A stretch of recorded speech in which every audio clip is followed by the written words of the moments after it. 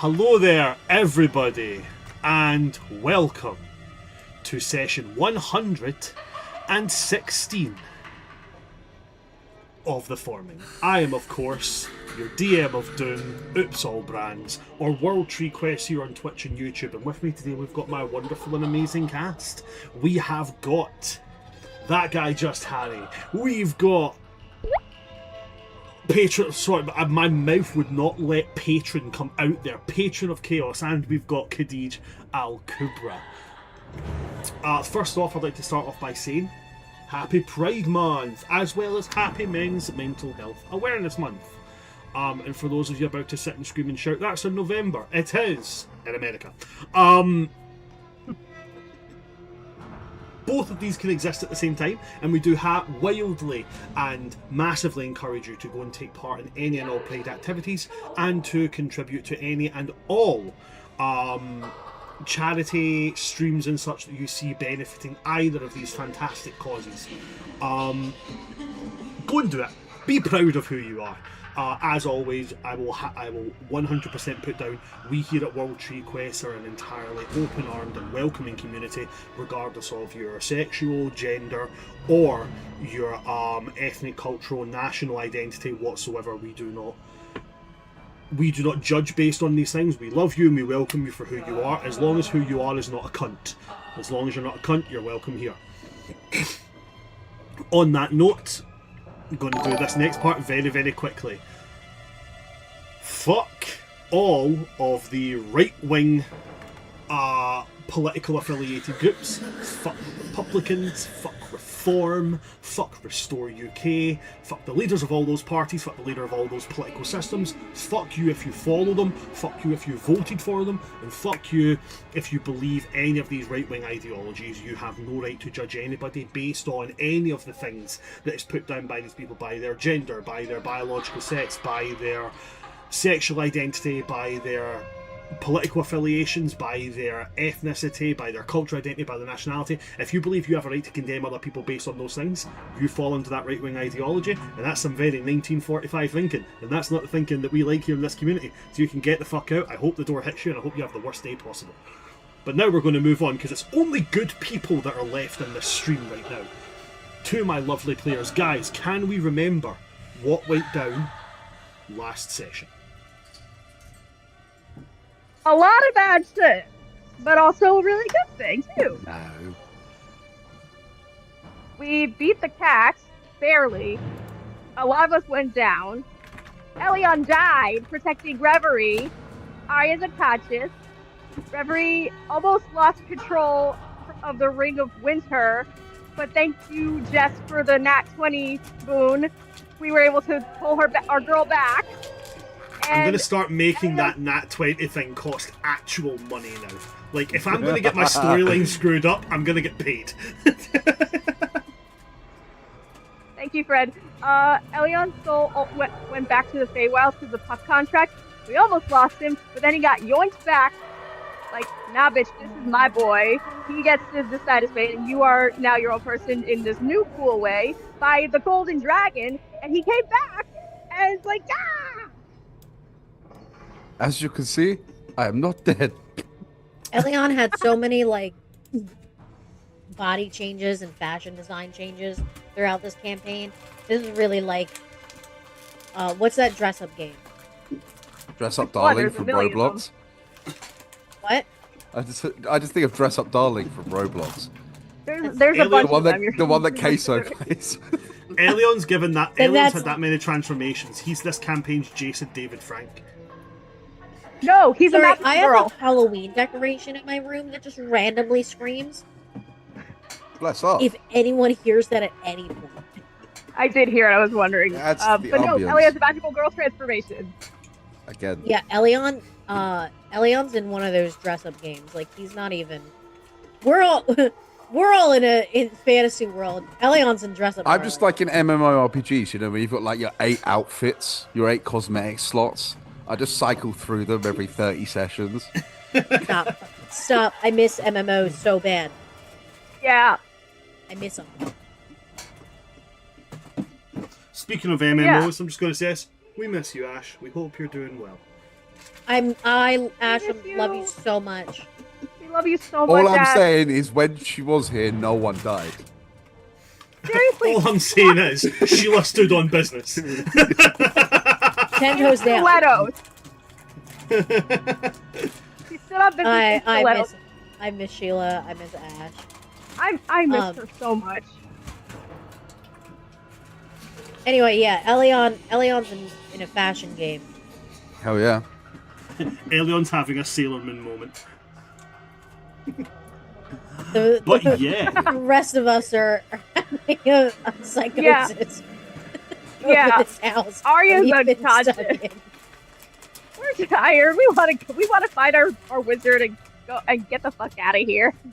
Literally, all Reverie wants is to find Eslius. I just want to find my pet wizard and get the fuck out. That is her son. That is her boy, and that's our friend. We're not gonna leave him in this horror house. Then, on that note, let's get into it. So, the cat has been frozen completely solid. With a flick of her finger, the controlled form of Reverie crumbled the cat into glacial pieces, revealing again that same kind of gemstone that was at the heart of the other two. This one is more of like a kind of deep amber colour, similar to the one that was at the heart of the executioner.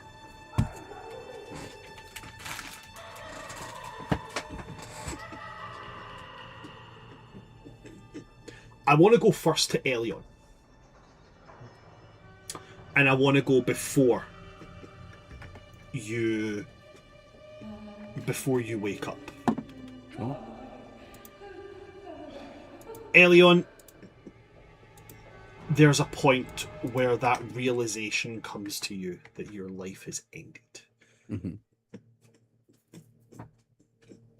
And as the scene around you transforms into this forested glade where you can, it's like you're looking at the scene that you've just left through rippling water, and you would hear behind you, well,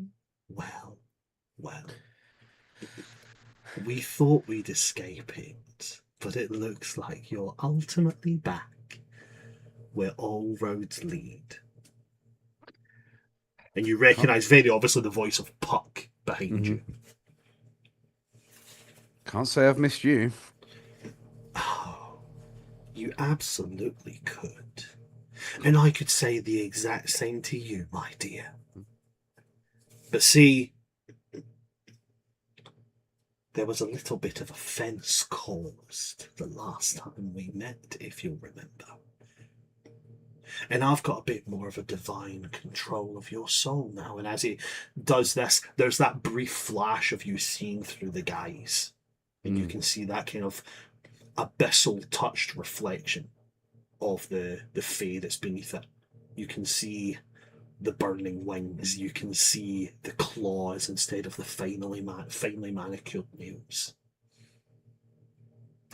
And he says, now I'm a fan of the old adage of digging your own grave. So I'll let you decide. Do I make you my messenger bird? Do I make you my steed? Or do I make you one of my hunting dogs? I suppose like male model or like head of security is on the table. Perhaps once upon a time, my dear, but at this moment in time, and he clenches his hand and you see these vines wrap around your legs, restraining you in place. As a lot of people are going to see here, there's not going to be any rolls made. I'm going to make decisions. That's because technically at this point, Eleiyon is an NPC under my control. I'm just letting Harry decide what is said. This is down to the mechanics of a particular thing, which I'll explain in a moment. But these vines wrap around, thorny brambles piercing into you and holding you tight. And Puck starts this long walk towards you. Every step he takes, the visage of that forest burns away to reveal a decimated, burned out forest. And every step that he takes, his form becomes that true form.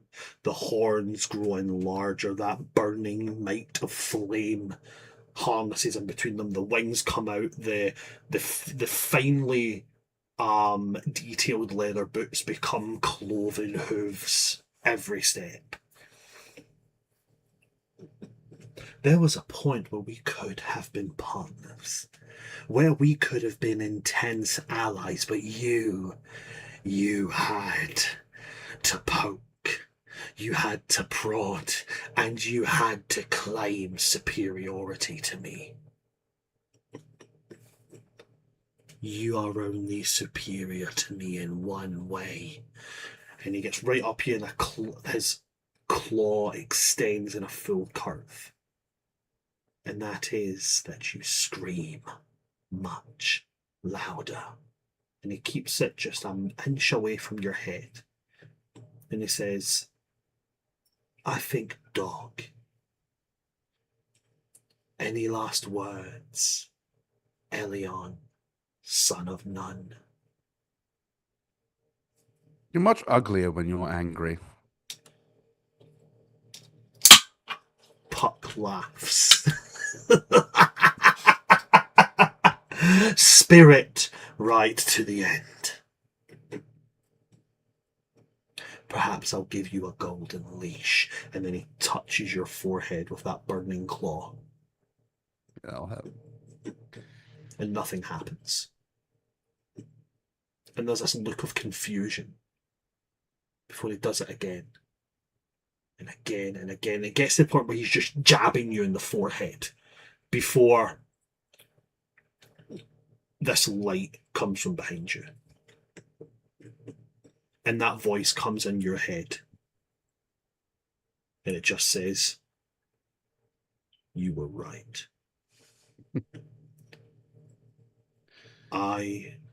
And then it becomes audible. Mm. And it says, I have been inactive for too long. Not only have you and your kind allowed mortals to make a mockery of my kin, but you believe yourselves to be proud, soaring dragons, when in reality you are gnats. And then over your shoulder you see this golden claw. It is time that you, who have squandered the gift we gave, are put back in your place. And then you just see this torrent of flame engulf Puck. And in your mind, while this draconic roar is screaming flame on top of Puck, you hear, this power is given without asking in return. You have earned this. You were right. And a piece of that flame will come out and move towards you. And as it goes into you, your vision is snatched away from this torrent of flame that is currently engulfing Puck. And you sit bolt upright inside the crooked house. You are glowing, but glowing the way a fire glows. And I'll hand it over to you, Eleiyon, as now I place your character back in your control. Thank you. What do you do upon sitting bolt upright, having seen that and seeing what's going on around you? He kind of sits up and lets out like a big breath where some of those vines were suffocating around the neck and restricting, and he felt a bit claustrophobic. And he kind of puts his hand up and checks they're not there, and checks there's no burn marks. And then he looks around and just, almost like his brain hasn't computed that he's back yet, he kind of just blankly looking around. Okay. And then I think it kind of snaps about what happened the last moment before he goes, and he'll immediately turn to where Reverie was just to check if she's okay. You would see that Reverie is entirely, well, physically okay. For the most part. But Reverie, Arya, please feel free to interact. Well, Arya, you can't. You're unconscious. Yeah. Reverie, take it from there. I'm just going to go and grab some paracetamol. I'll be back in 20 seconds, and I can hear you. So go ahead. Technically, I think Arya's still in. Sorry. No, you go first. I was just gonna say that, like, technically, Arya, I don't think is even in the room right now. She's still, like, Reverie sent her with Kol'jat to be carried out in case she went nuclear with the. So she's not even in the room.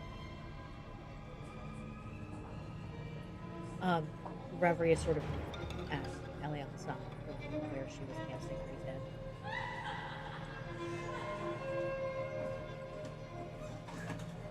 There is. Her eyes are very clear. But there is water in them that is making them look brighter than they normally are. And when she sees Eleiyon sit up, she kind of shoves him. You asshole. Ow! I'm sore. Don't ever do that. Your bedside manner is terrible.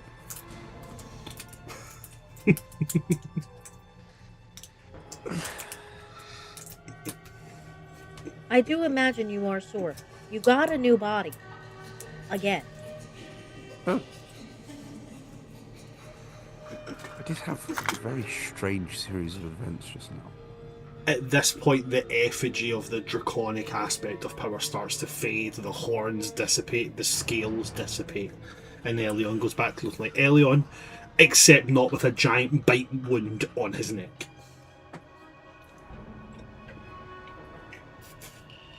Reverie kind of grabs the back of his neck and brings him forehead to forehead. You okay? Listen to me very. Never. You can die for the others. Don't ever do that. No promises.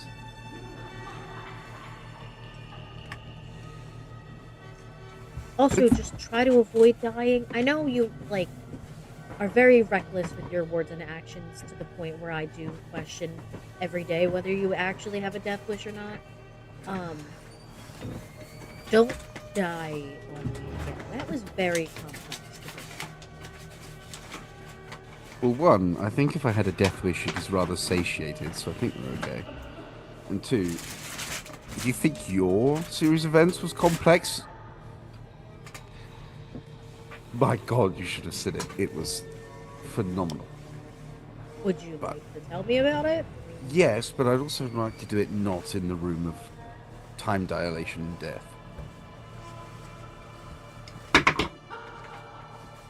Okay, well, let's go. Reverie's just gonna pick up Eleiyon, Princess Bride style, like full Princess Carrie. There is no complaints. Full Princess Bride, lifted up, Princess carrying Eleiyon, his favourite method of transportation. And we will leave the room. Okay. You leave the room where you can see so you're stepping out of the back towards the double staircase that comes up to here. Yes. Yeah. So you step out into there where you can see the priest, the crooked priest. You can also see Logon, Kojata, and Logon trying his hardest to cast some form of healing magic, but it's coming out in like flickers of light. He's still evidently too weak to produce anything. He's also working with one hand. I don't know why I did this. It's more like this at this moment in time. Well, really, it's more like this, like Yeah, one-handed stuff. Brother said. Yeah. Yeah, it's like. Okay. Well, now that everyone's together, I will just do I will ritual cast prayer of healing. Thank God. Okay. Ritual casting Prayer of Healing. Prayer of Healing gives how much healing points to everybody? Double check on my sheet. And also, if you wouldn't mind double checking for me as well, does Prayer of Healing do anything for exhaustion levels? I believe that would be anything restoration. Yeah. So I think when you ritual, remind me, yeah, when you ritual cast, can you ritual cast it at a higher level or no? I don't think so. I'll double check it because I'm not 100%, but I'm like 95% sure that you can't. I was also 95% sure that we can, but I just wanted to clarify. So that's 2d8 on Right, prayer. okay. No, of you healing. cannot ritual cast at a higher level. You can only ritual cast at the basic level. Hey. Yeah. Better So than nothing. it's 2d8, and I can't do it to everyone again until we have a long rest. But it Okay. doesn't do anything for exhaustion.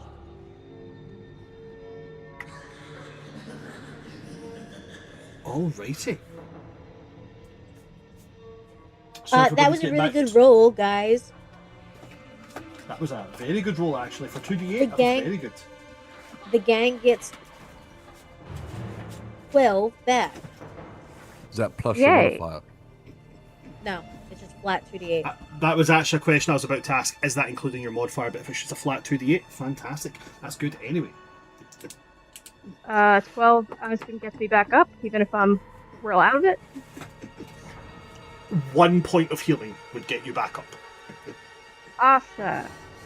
I figured as much, just double checking. And that is I can do it it affects 5 people. So so I guess that would be everybody then. That would be you, Arya, Eleiyon, Logon, Kojata. Yeah, fuck Yeah. the Is priest. Harahal still out here too, or is he still on the other outside of the... Harahal was told by Eleiyon to go. Yeah, to guard. Yeah. They said you can He wait couldn't around, get but through or the you door. can leave. Yeah. Yeah. Harahal has Right. went to do something, but he's not Okay, I was currently there. Okay. just checking. I've just realised that from UK Games Expo, I forgot to unpack one fairly vital thing. So, RP amongst yourselves, I need to go and check my suitcase for something. Give me a second. I will Okay. say, Revy, you're looking really rough. Are you okay?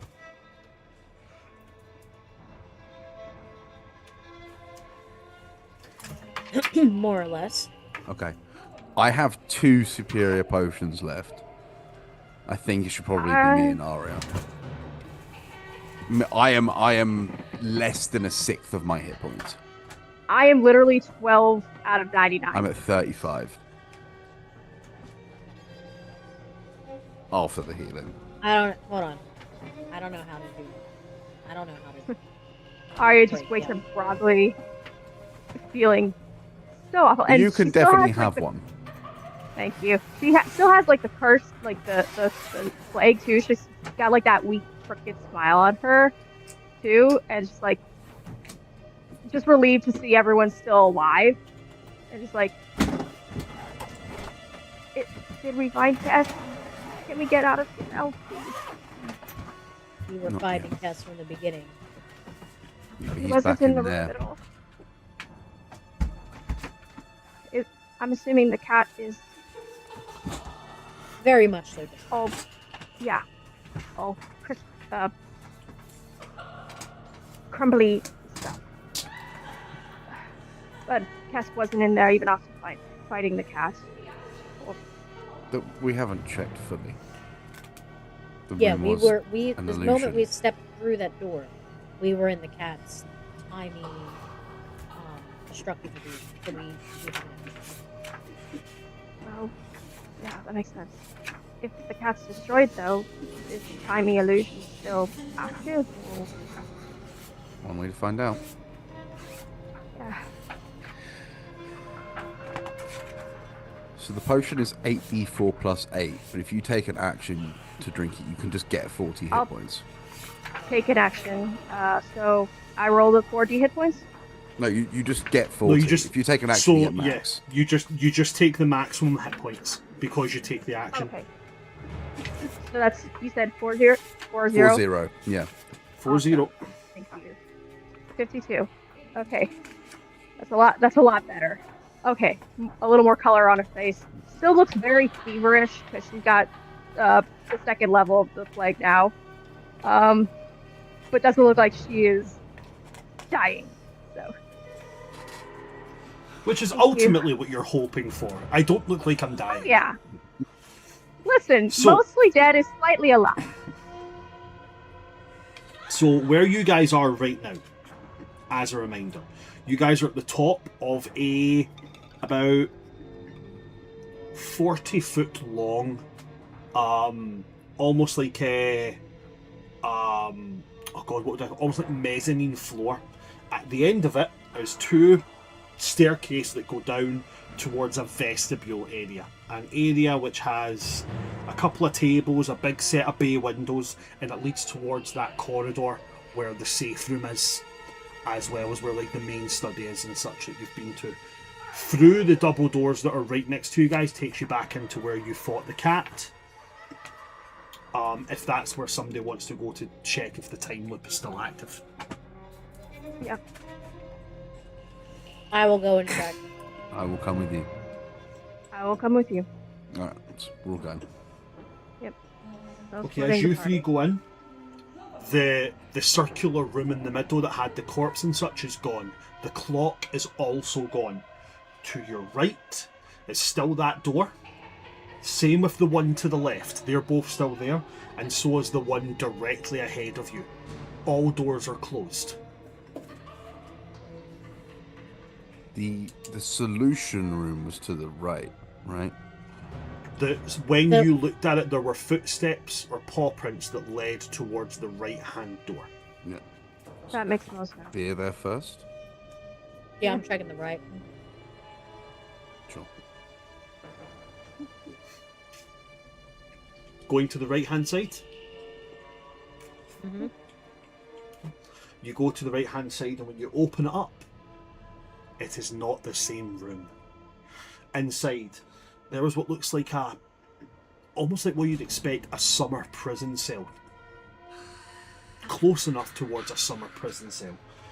Roughly a 20-foot by 30-foot room, 20 feet long, 30 feet wide, with this room being somewhere in the middle of that 30-foot portion. To the right-hand side, there was a table, and in the corner of this room, in the upper right corner from you, there was a cell. Directly ahead, oh sorry, not directly ahead, slightly to your kind of left diagonal, there was a red door in the wall. For this room looking very summer, this door looks autumnal. Is there anyone in What? the cells? You can certainly go and look if you'd like. I would love Help. to with my crazy perception. Perception. Disgrace. Okay, you use a perception check. All seeing eyes.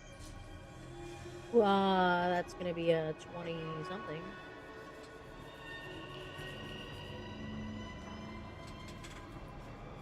$21. Yeah. Did you say my 21? CSIs. Yeah. 21. Awesome. Give me just a moment to roll some dice.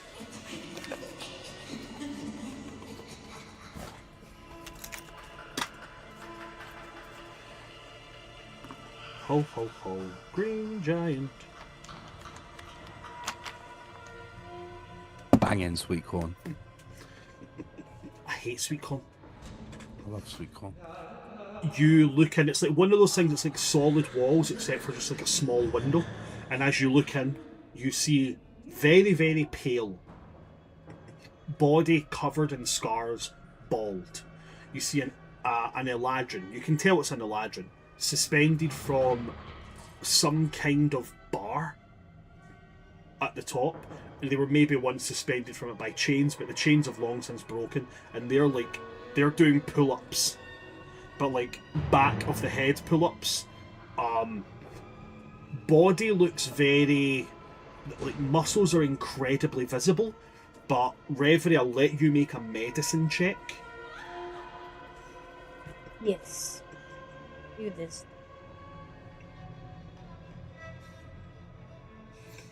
Medicine check, right? Yes, medicine check, please. Thank you.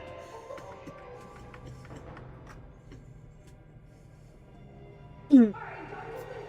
27. 27. It's not that they're especially ripped or anything as the muscles are on show.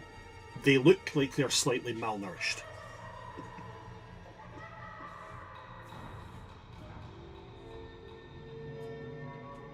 And is this like the setup, like, are they in a separate room and I'm seeing through the window, or can I talk to them through the bars? Yeah, you can like there's like a sliding portion where you can speak through it. For a kind of idea of how bare bones this cell is, think very much Uncle Iroh's cell when he gets taken prisoner by the Fire Nation. He has a mat on the floor, a pillow and a blanket. There's nothing else in here. There's a hole in the ground which is used obviously to relieve his necessary biological needs. But nothing else is in here. Okay. Yeah, I'll pull the thing open Okay. and just go and why are you in a cell? He will release himself, drop down, and like roll his neck. And when he speaks, again, you can now confirm through his accent he is a Winter Eladrin, but his voice is far too harsh and hoarse to be Kessel's. I was one of the unlucky bastards that got caught. And he'll turn round to see who's speaking to him, and through the kind of little bit of light that's coming in here, you can make out, you do vaguely recognise him. When you guys fought the Bloodthorns in spring, you found a Winter Eladrin that they were experimenting on. They turned into a large wolfen creature and chased them out and chased down the tunnels. You can see him. He already had loads of scars, but he seems to have more scars added onto his body at this point. At which point he's going to cock his head and point at you. I know you.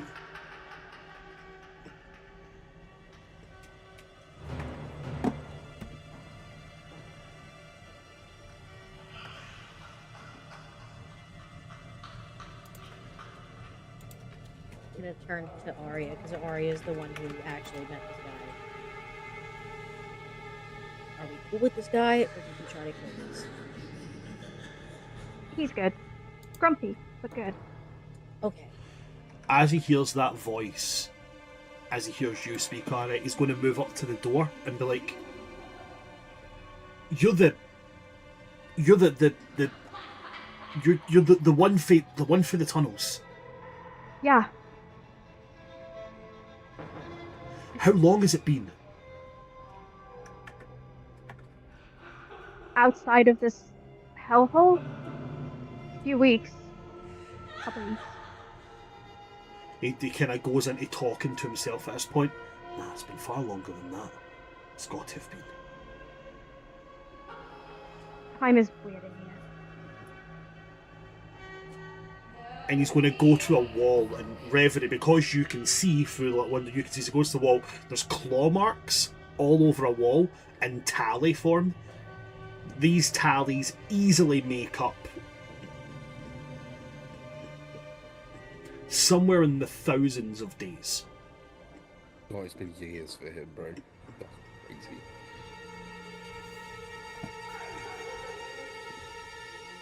Time in this dimension is different, if that helps. Right. Can you get me out?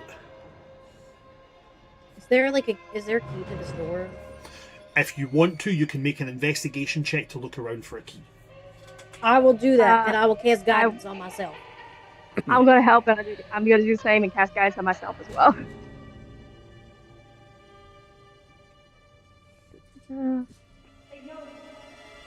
Eleiyon, help! No. Uh, While you two are looking, can I just while they kind of fan out looking for a key, can I just address the guy and just be like, I don't suppose you've seen anyone else come through here, have you? I've seen a few people come through here, but usually it's just a shambling, decrepit mound of flesh that brings my food. We're looking for a scrawny little winter fella. He's... Aye. Glasses. Magic fella. Bookish type. I came through a few times. Couple of months apart each time. On his own or escorted? Couple of times he's been escorted. Most of the times alone. That's an issue. Last I seen him come through here was a few days ago. Okay.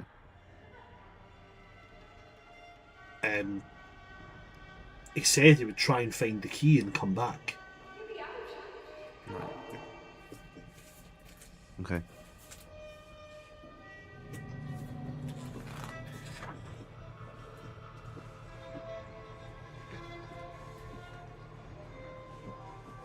$16 from me.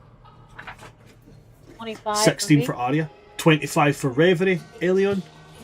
I'm talking to the brother, I'm not looking for a key. They got it. Awesome.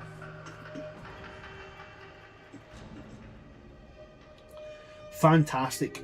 As you are looking around for the key, you guys, you'll notice the lock on the door. Both of you will see this. The lock looks as if it's 3 different keyholes at a triangular insert.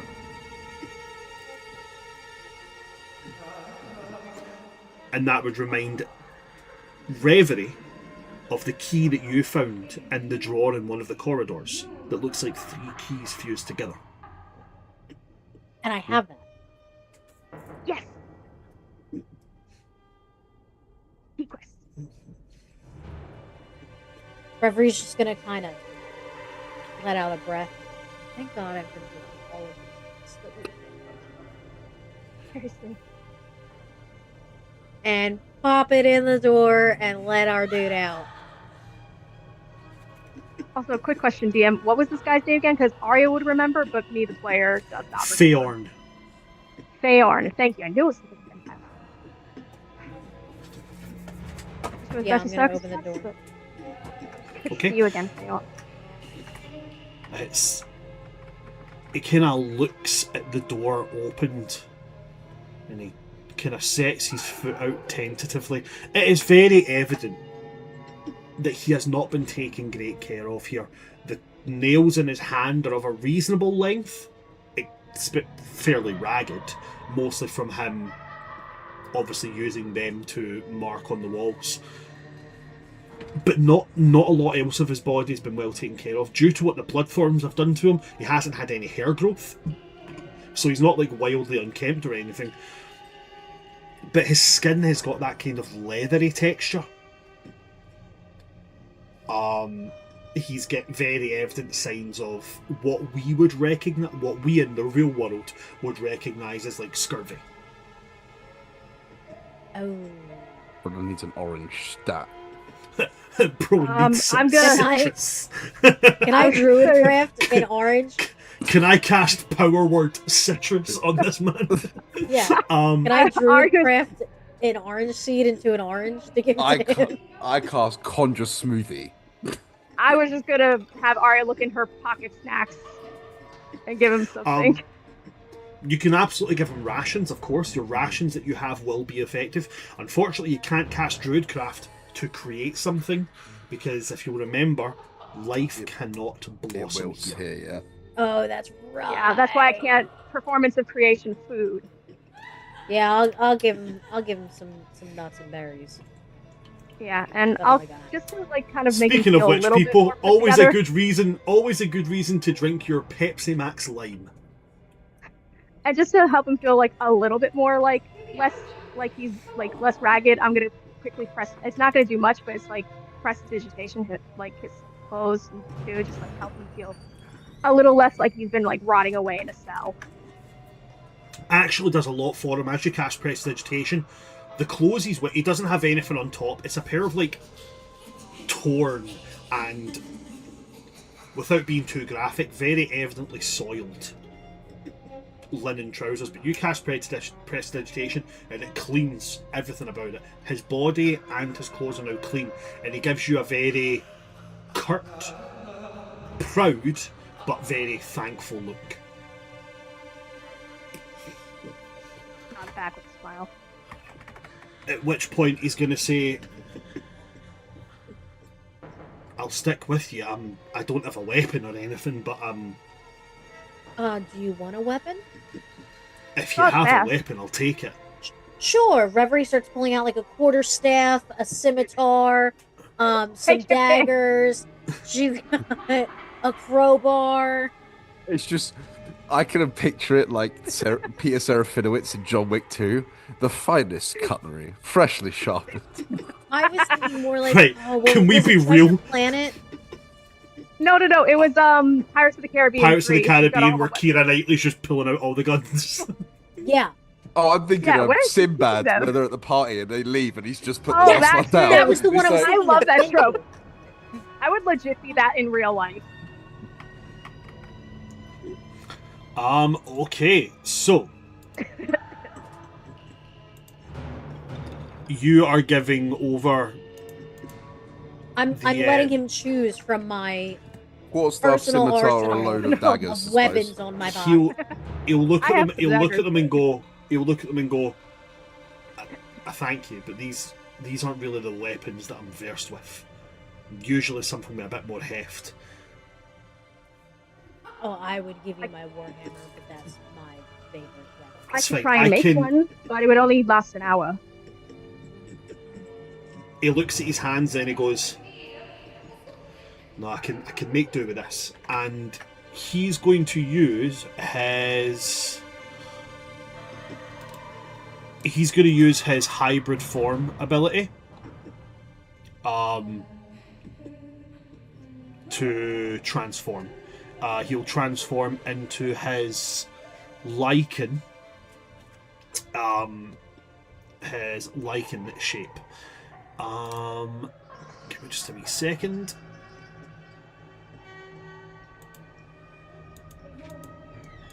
There we go. I just had to hit something to make sure they still had that. Yeah, so takes on his hybrid transformation. He can still speak, he can use equipment, and he can wear armor. And he can revert to his normal form as a bonus action. With this, he also grows claws, and he has a bite attack that he can take.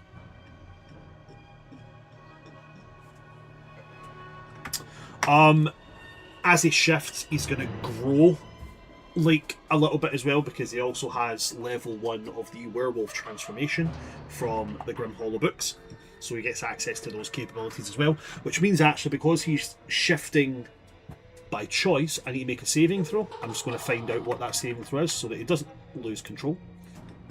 Can I give him guidance? Because Arya's seen this before. She's seen how Saving painful it throw. can be. You absolutely can. You can give him guidance on that. Yeah.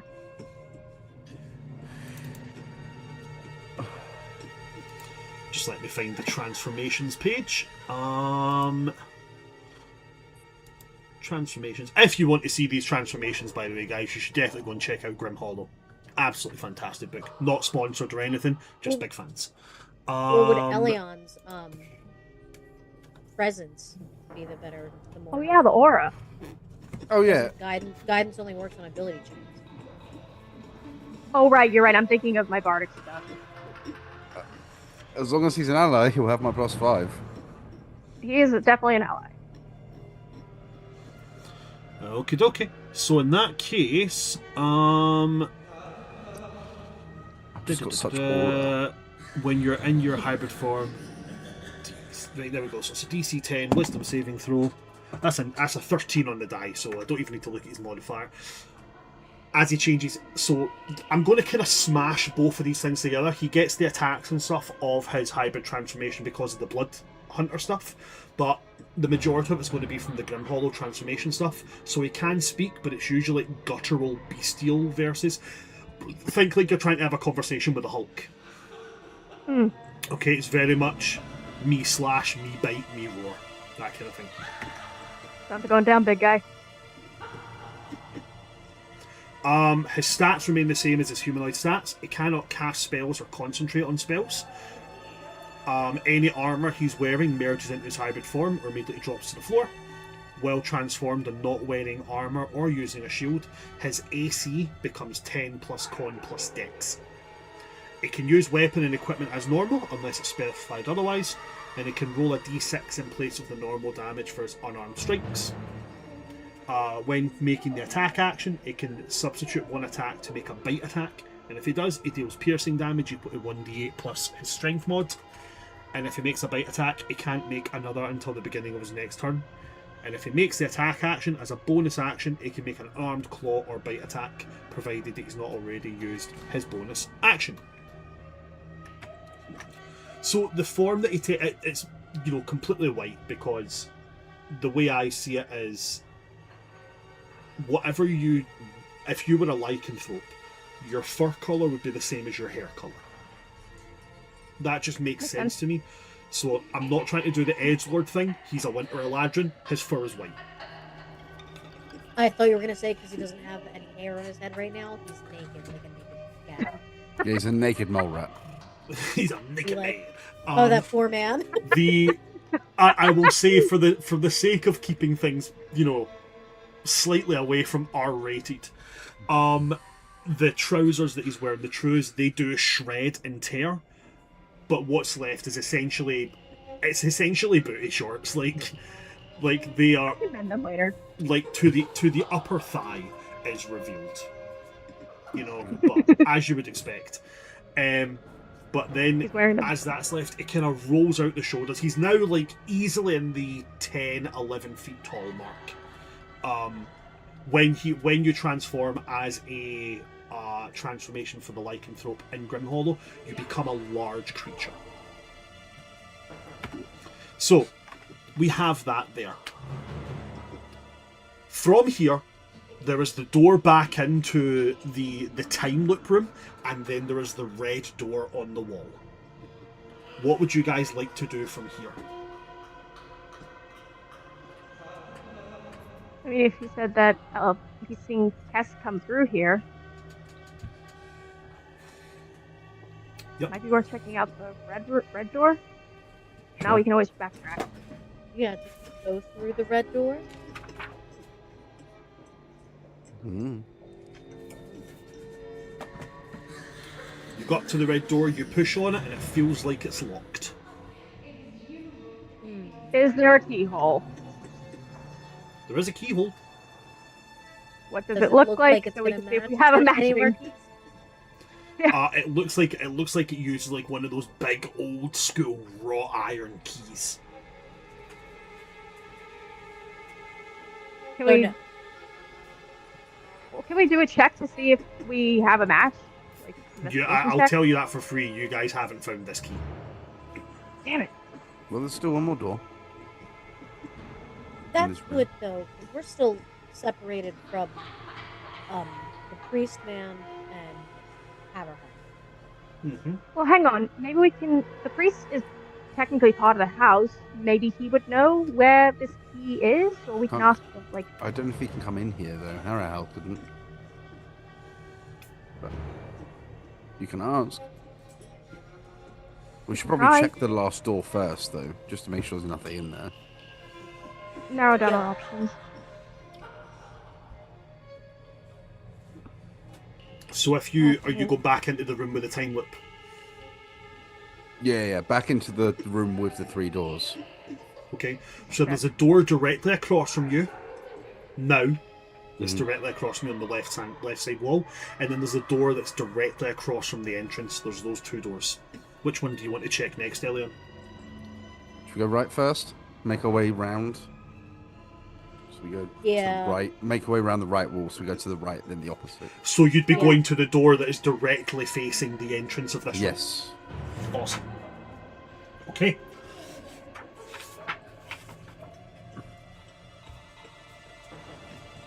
Who's opening the door?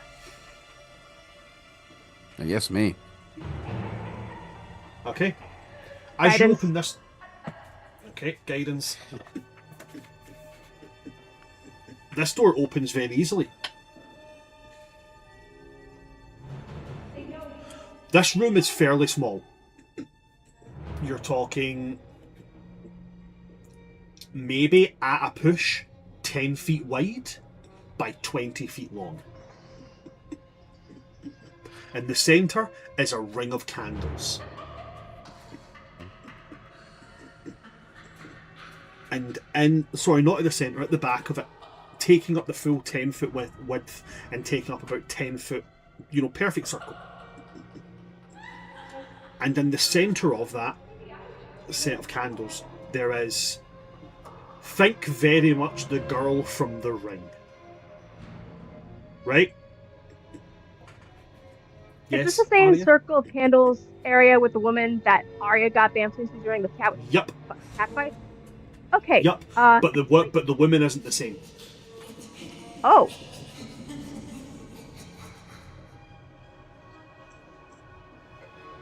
Okay. Point order. I cannot step into that circle. There's some sort of rune in there that binds a few different kinds of things, including me, because flesh. So if I get it's in, normally a good idea not to step into candlelit circles anyway. true. I got bamfed right into that during the cat fight.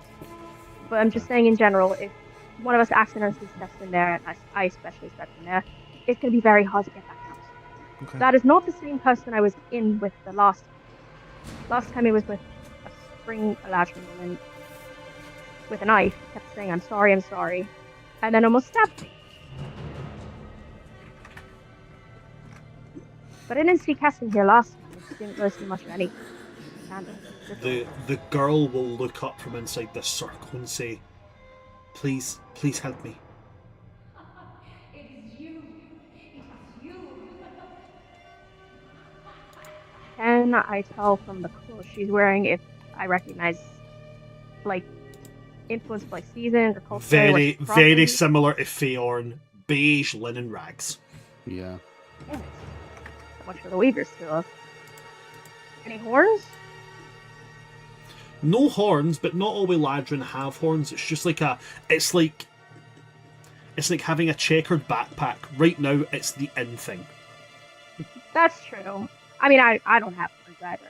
I mean, it's Eleiyon. I just figured if she did, that could sometimes the style of them gives you hints of the season. No, Okay. of course, absolutely. Oh. Can I, just out of curiosity, because I can do this now, can I cast Detect Magic on the room? You can cast Detect Magic, of course you can. As you cast Detect Magic, you will notice there is a table on the right-hand side. On the table, there are 3 items. A knife, a skull, and a chalice. They all light up. So does the entire makeup of the circle and the black candles. That all lights up too. Okay. How did you get stuck in there? I wandered around the house and something chased me in here and I ran to the back. When I ran into the circle, this thing came through the door and then it left, laughing, saying that I had no idea what I'd done and I haven't been able to leave. Can I tell if she's lying? You can make an insight check if you would like to. You still have guidance too. I do. 22. 22. From what you see here, Eleiyon, she seems to be being entirely truthful. Okay.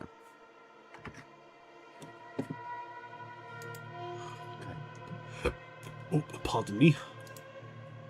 Is she holding anything like how the last person was holding? She has nothing in her hands.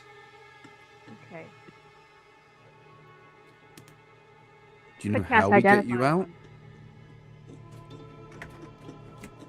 She'll nod and she'll say, yes, the circle created by the black candles, it keeps things trapped inside. So can we just pull you out? Not Or while snuff the candles? not while the candles are lit.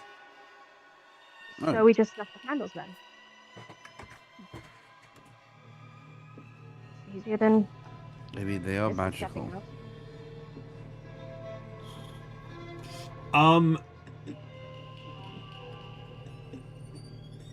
So what do you want to do from that?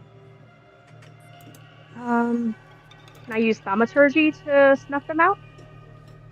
You certainly can. Thaumaturgy can create a puff of magic, or you can certainly try that. Okay. Gonna play a little quick ditty and send out a little wave of thaumaturgy to try and snuff them out. As it pushes out and hits into it, the gust from the magic seems to kind of fizzle out right at the edge of the circle.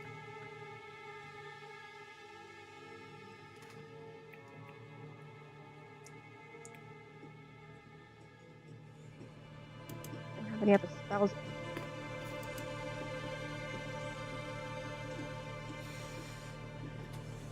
Can't teleport.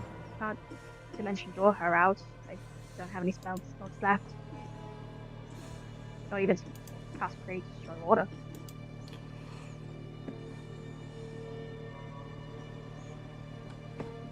Her Can I use like face legitimate water drops. from a canteen? You certainly can if you'd like.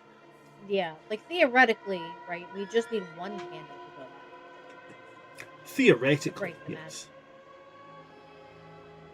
So yeah, I'll pour some actual literal water on. Okay, you go over and you pour some water onto it, and as the water pours onto it, the flames flicker, but they don't go out. I'll let you make an Arcana check or a religion check on that, Reverie. Ooh, I'ma go with religion. And Guidance. I'ma give myself.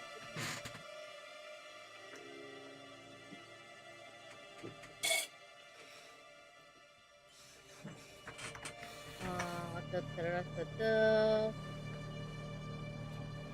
23. 23. Yeah.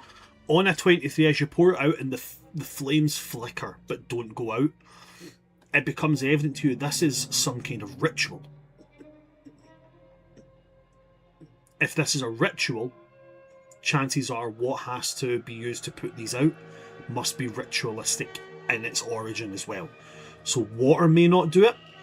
Chances are you would probably need like holy water. Oh my god. Wait. Wait. Because I have a flask of holy water in my inventory. I mean, you're a Fantastic. cleric. You, Awesome. Can I try that? You can try it if you'd like. Yeah. Okay. Haunted one background, baby. So you're pouring holy water onto the flames. Yes. You pour the holy water on the flames, and as they blow out, as two of them kind of like are put out by this water, suddenly the entire ring goes out. This whole room goes dark. They were the only source of light in the room, so they all goes dark. And then you just Like hear cantrip. this you cast the light cantrip. The girl's not there. right. What's there is a tall, I'd say grey-skinned, but it's grey leaning towards purple.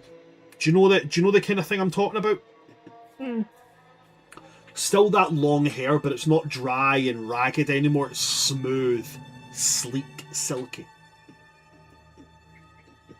Two horns curl out from her head, and what looks like a kind of almost leathery dress is noticed to be a pair of wings around her, and a snake tail, and I mean very literally.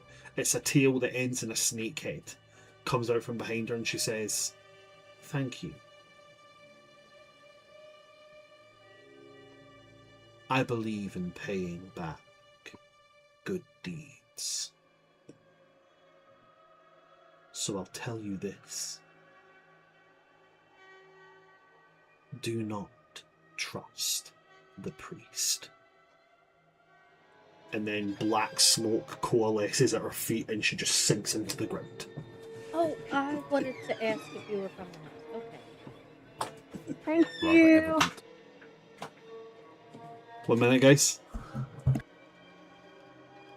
I was gonna ask if she knew where Kessler's was. I was gonna ask her to tell Asmodeus that I might be late. I was going to ask her what time Taco Bell closes. I mean, to be fair, it's kind of a good reason. Yes, but I feel like we've rescheduled so much that he might, That's true. get irritated, but at the same time, this is quite literally not my fault. That's exactly. And Um, maybe you could just wear the nice dress that he gave you, and Also, bear in mind that we're about to ask him a massive favour of literally holding the planet, so let's not ask for two. Because we were going to give him the thing we found, right? To look after. Oh, yes, but that's going to be wound up in some mixture of a fate. One thing Yeah, I forgot to say as well was when she said, "Do not trust the priest," her eyes flicked towards Arya.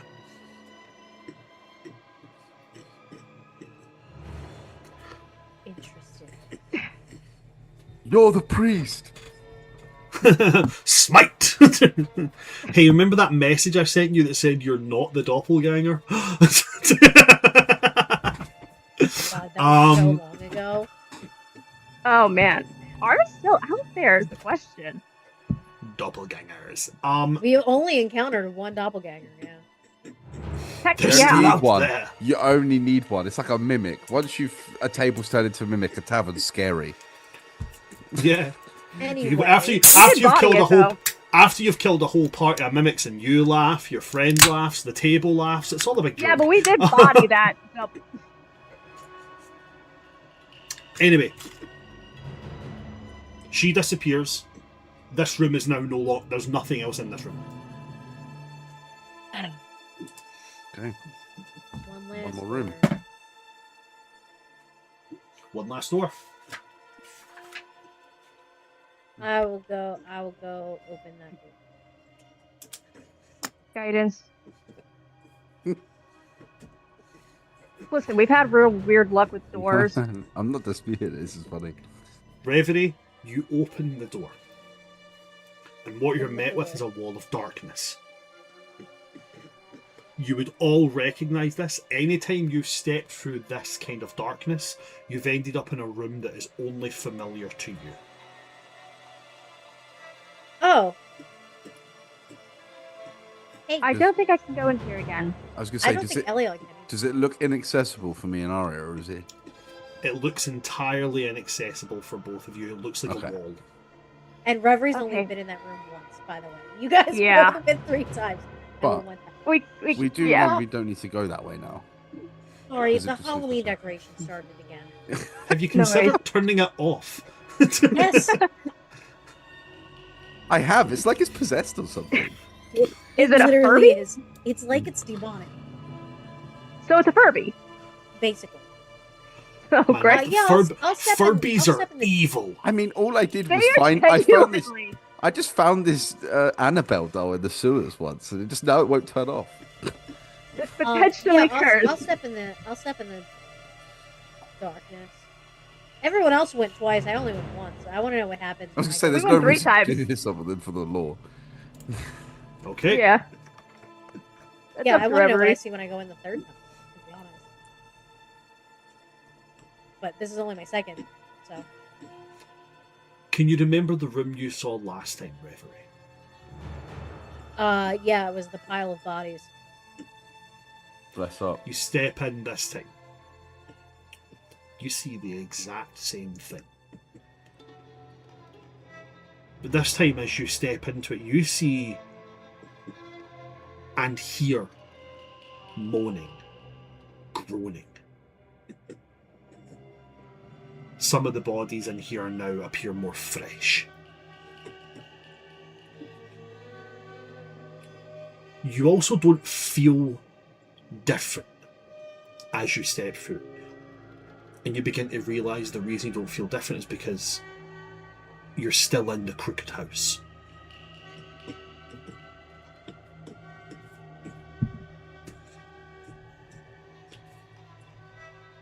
What you experience as you step through here. This is a... What's the word I'm looking for this? Sorry, give me just a wee moment.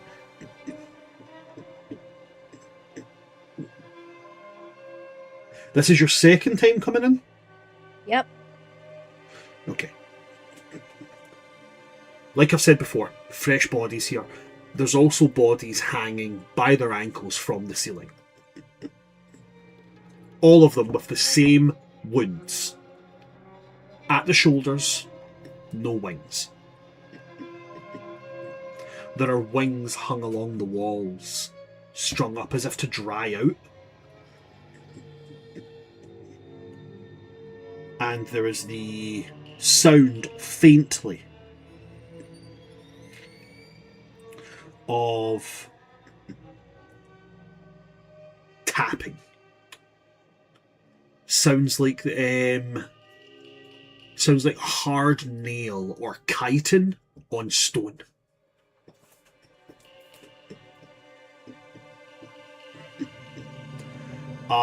Again, a reminder of the fact that there seems to be a staircase here that leads up to a door.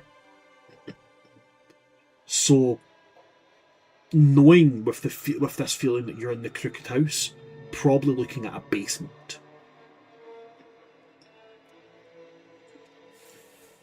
Okay. Where is the tapping? The tapping is coming from the door at the top of the stairs. Okay. I'll go to the door. Why not?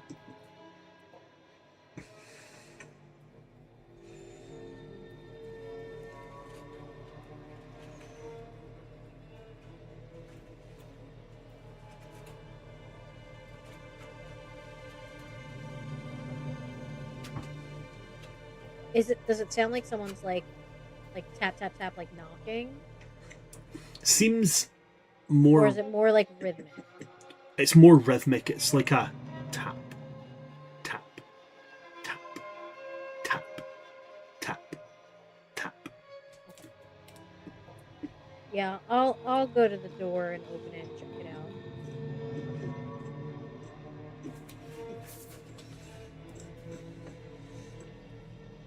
You go up and you're going to try and open it.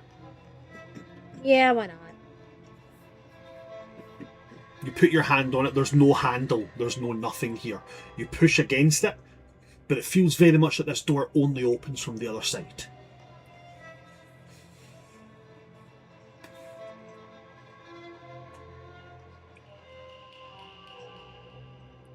Is there like a window I can see in? Nope. No window. What an odd door.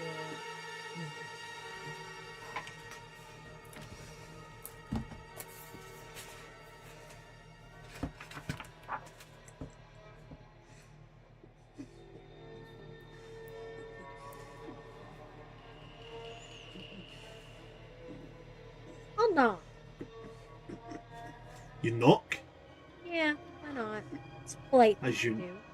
As you knock, the tapping stops.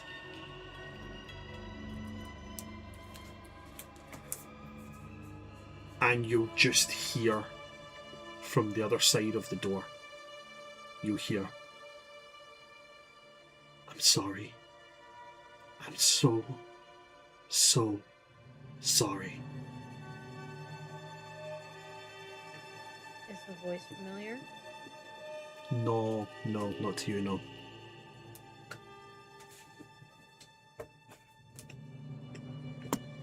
What are you sorry for? I'm sorry that you feel this pain. But don't worry. It'll all end soon. I promise. And then you hear the sound of dragging footsteps moving away from that door. I'm not going to have you roll for that. Your passive perception is like ungodly, so yeah, you can tell.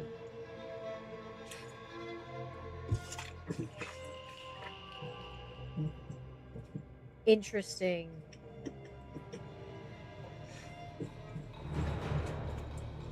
I'm glad you think so.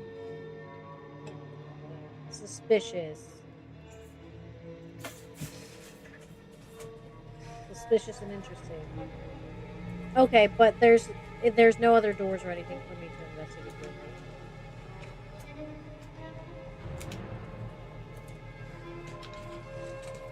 Sorry, say that again? I said there's no other doors or anything for me to investigate in here, right? No. Only what you step through, which appears to be like in the real aspects of this room, would be like a cupboard, a storeroom of some kind.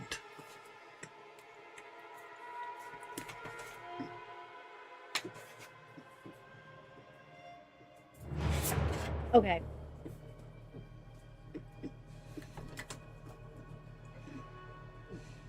Yeah, I guess I'll try and step back out through the cupboard. Then, if there's nothing else. You step out and you step back into the room where everybody else is. You guys didn't follow me. That was... That's because we can't go in there again. Oh, what? You're not allowed in there? No. Nope. Not after 3 times. I see.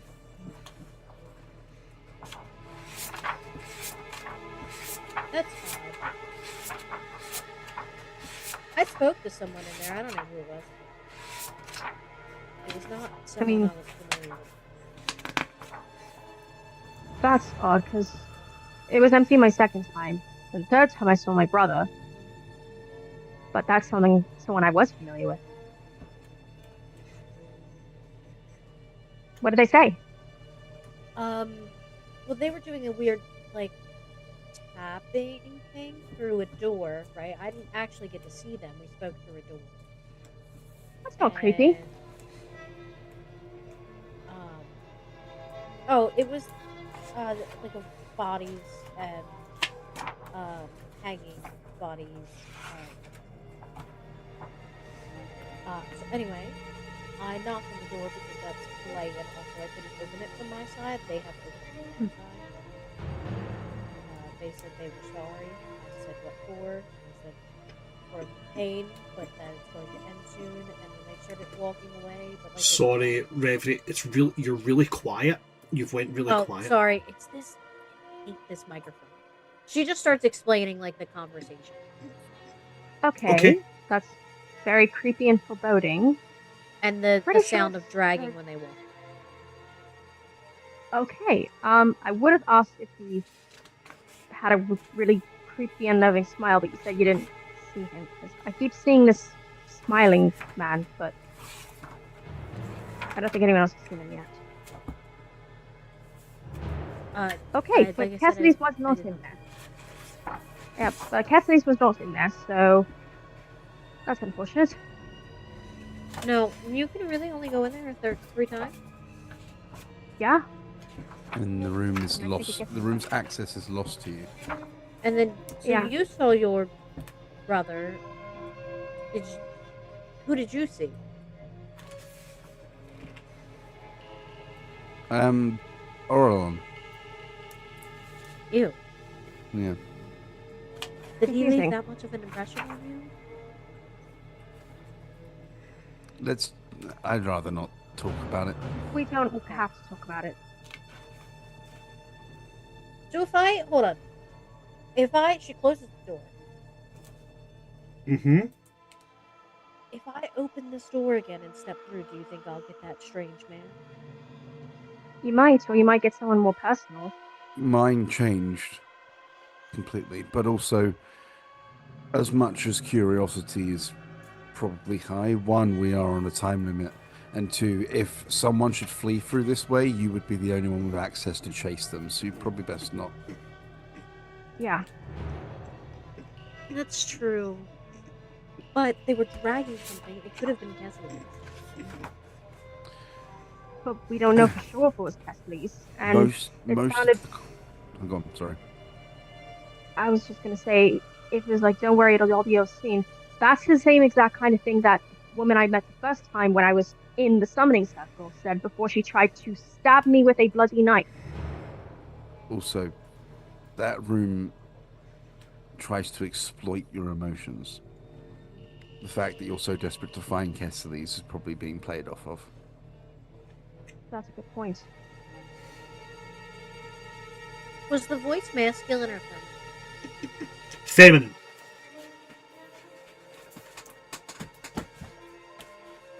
So there we go. So yeah, it probably was your The woman I met in the same circle? woman. Yeah. Yeah. It was just She strange. was- Like you guys said you were in like different places. I was distinctly still in this house. Maybe it's because you... My theory is that that room has to do with traumas, things that impacted us negatively. And the more times you go into it, the worse it gets. Maybe because your trauma relates so much to the Crooked Man. Maybe that's why. I think that's accurate. Maybe, though I did tell him I would kill everything in this house, and then him several times. Somehow I don't think he cares. No, although I'm surprised. Like, you know how after we killed his bride, there was the yell and like this, that, and the other. Like, he hasn't reacted to the cat. True. And if Don't anything, care. the cat was the most.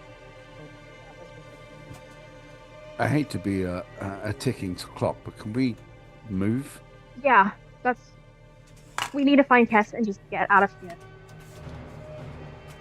Apparently, that's easier said than done. Well, I'm gonna turn to Yeah. the wolf man. You know? The Well, I don't know the Theorn extent of your.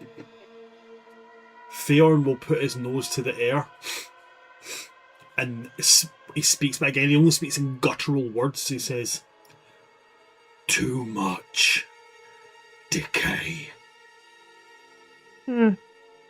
what if I give you something to focus on? If you have something, you can try. Yeah, I have Kessler's and I swapped magic items. I have his ring of protection. Cool. I'll give it a shout.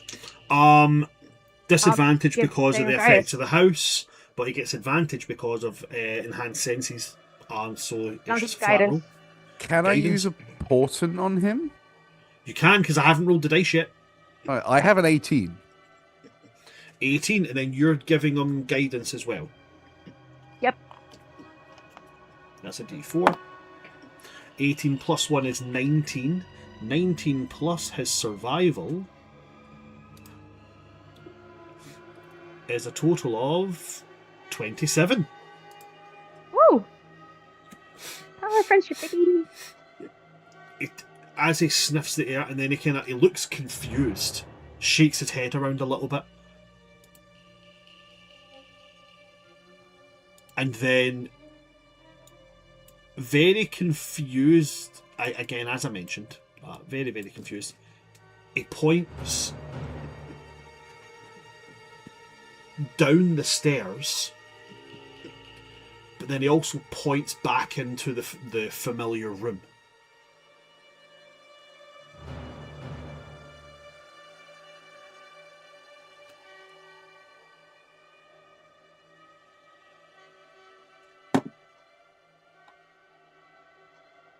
I think you're either muted or your mic is... Tell which one is fresher. He shakes his head. Both. Same. Okay.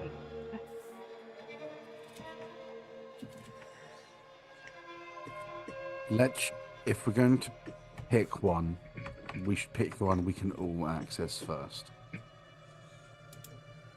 Yeah. I'd rather 'cause if we follow get the separated, stairs than send Reverie alone. Agreed. And I don't like the idea of us getting split up again and then having to look for one another all over again. Well, the bright side is you could literally have everybody in the room. I'm the only one that can go in the room. Wait, hang on. No, wait. Yeah, never mind. And also, I'm the one he can't kill, realistically.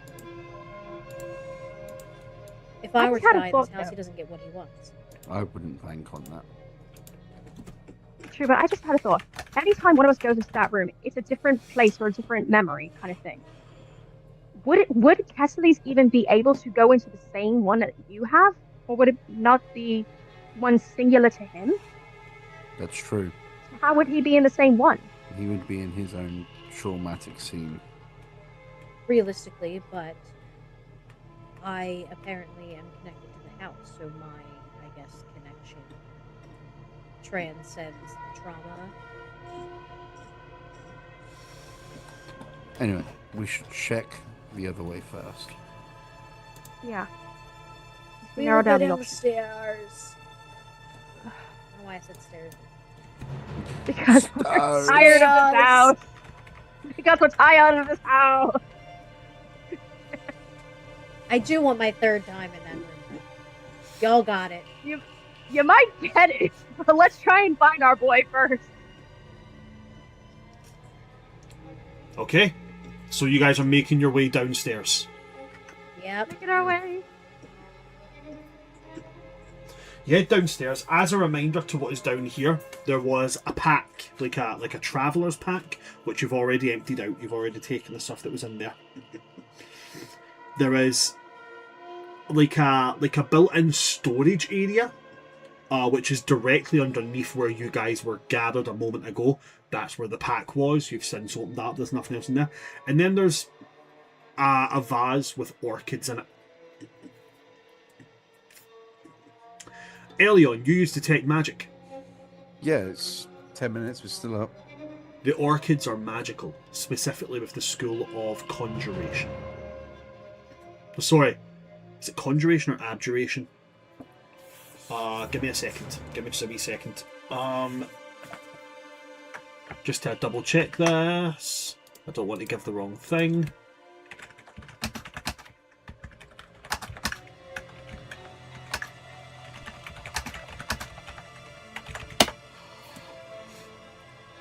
Conjuration.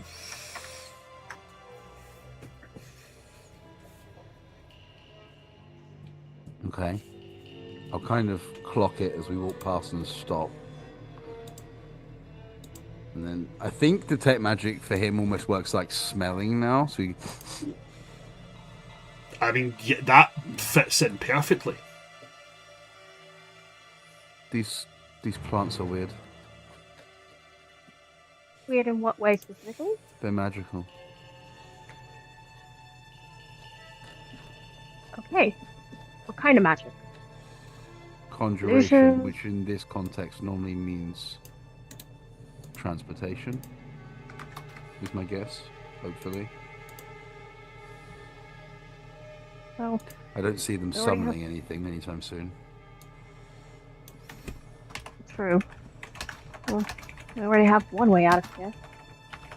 Rather not. Unless we know for sure. But They're, down here is I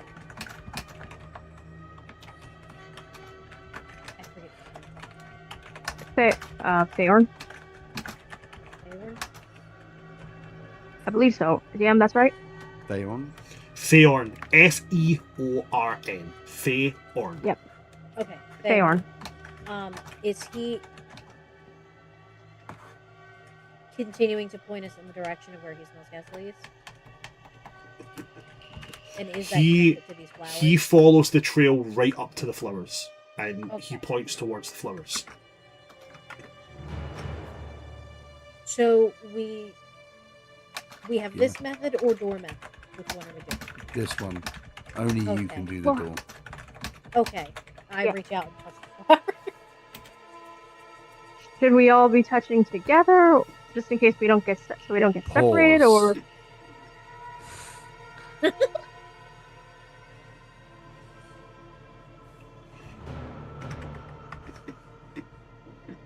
Sorry. Yeah, we can all touch it together. Hold hands. something flew over my head. I don't know what it was. Pause is a very British thing.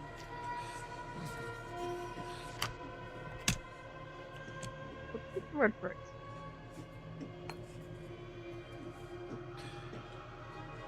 Sure. I mean, if you're grabbing or pulling to try and activate something, I guess we'll follow suit.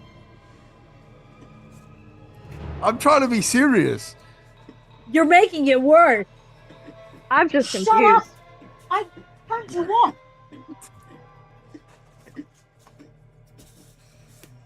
So, Okay.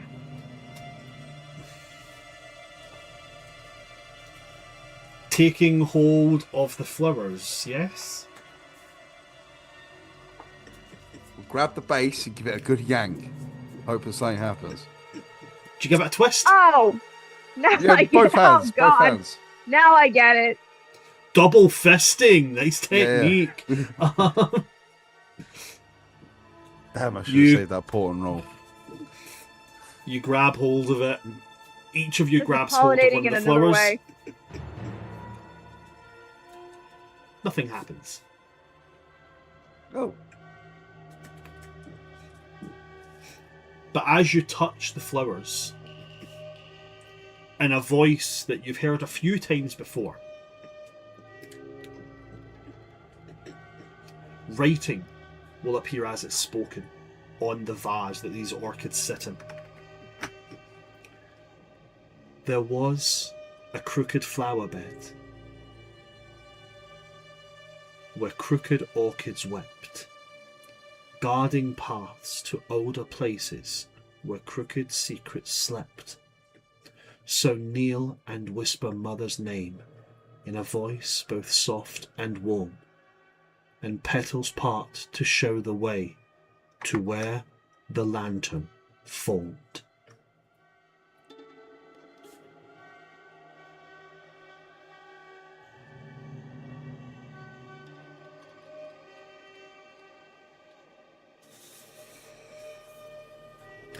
And I will copy and paste that. Kneel and speak mother's name. Where the lantern flew. Lantern was originally the Raven Queen's. Whose name was originally You don't know? And can't exactly cast Legend Lore to try and find out. Don't have the components or the spell slot. okay. I'm gonna step to a very shadowy corner of the room. Can I feel the presence of the crooked man? Like, can I I know he can't watch me specifically with any sort of scrying because of the ring. But he could, like, physically be in the room and be invisible and watch me. Like, can I get a sense of whether I have that feeling of being watched? Yeah, the crooked man can be invisible, but again, that kind of thing would show up with a detect magic. Okay. Yeah, so I'm gonna Unless step it's to a very like shadowy heightened divine level invisibility. Okay, I'm gonna step to a very shadowy corner of this room, like the most shadowy corner of the room. Uh-huh. And, do that same thing I did to contact the Raven Queen before, Right? and very like Reverie's whispering. She go, "Hey, this is a very personal question, and I really don't like to ask, but given the context of the situation, I think I need your like actual name from before all of this. Okay, so you're reaching out to contact somebody outside of the Crooked House. Yeah. So it's going to be the same the as... same way that she has reached out to contact Raven while I Okay. she's trying it.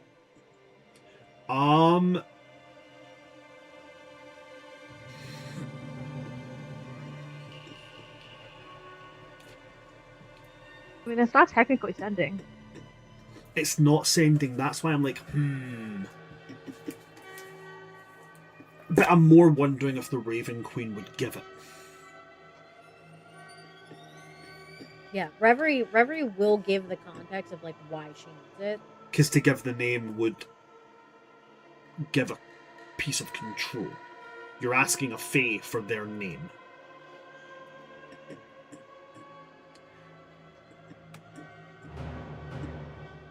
Or what is there something I'm gonna... he would have called you?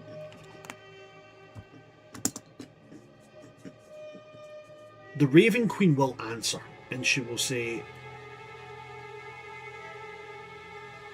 "No, there isn't. And he certainly would never have called me something akin to a mother." Do you know anything about his mother? He's an archfey.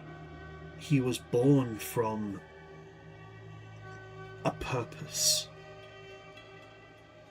We have no parentage to speak of.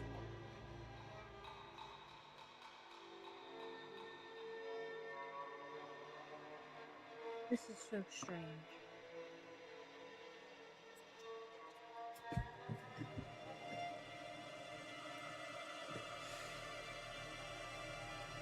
Because it talks this riddle speaks of the origin of the lantern, which was yours.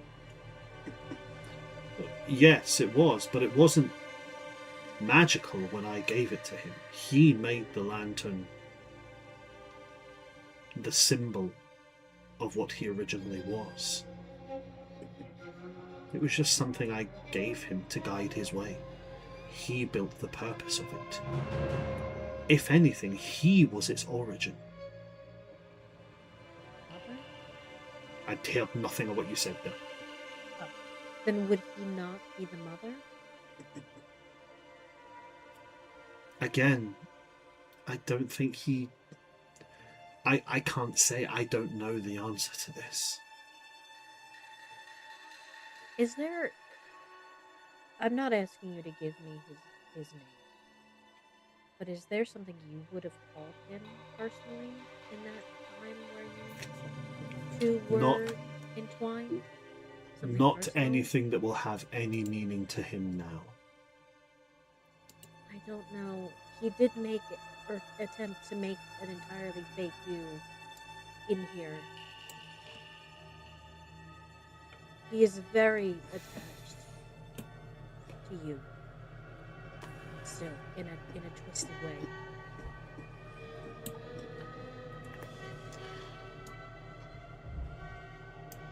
When I knew him, back before everything went wrong,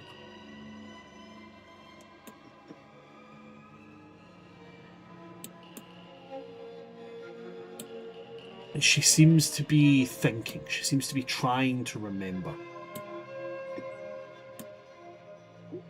He did have a name.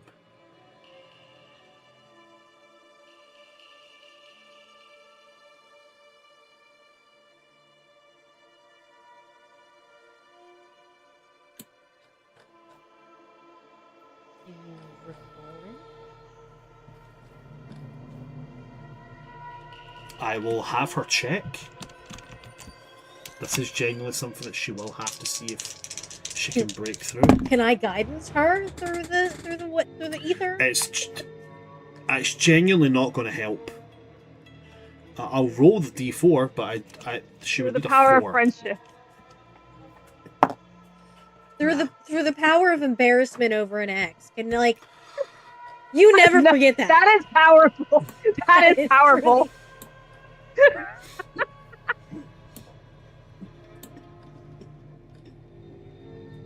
Unfortunately, no, she does not remember. She's moved past this ex. It does. It no. It seems more like. It seems more like he has removed his name. Do you get what I mean? Mhm. It's a dead name. Yeah. I mean, the vague concept of it, yeah.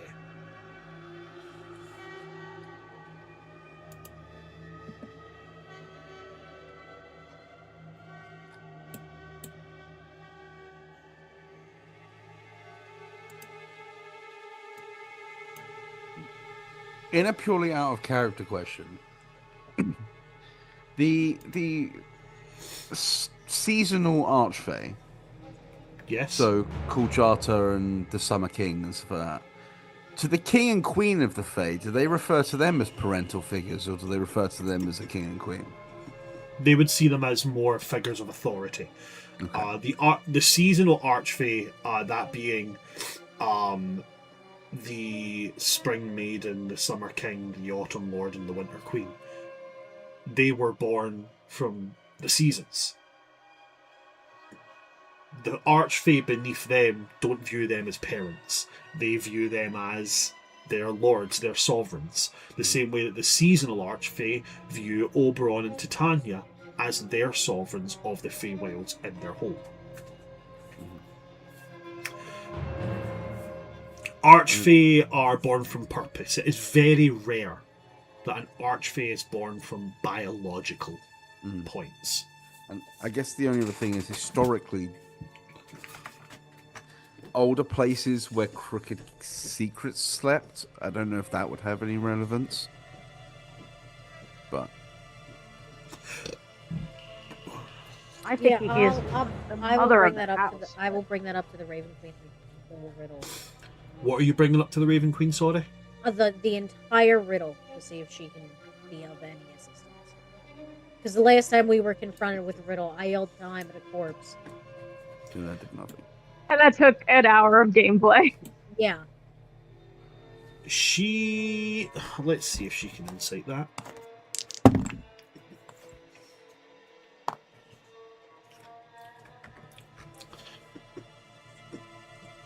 She will say... There's almost like a soft but sad little kind of chuckle. A very, very rare piece of emotion from her. As she says, "This sounds very much like an old friend of mine. She was enraptured with the idea of motherhood. I don't think it's telling you to speak the name of the mother. I think it's telling you to speak the name of a mother." Oh. A last glimmer of who she once was before this house took everything from her.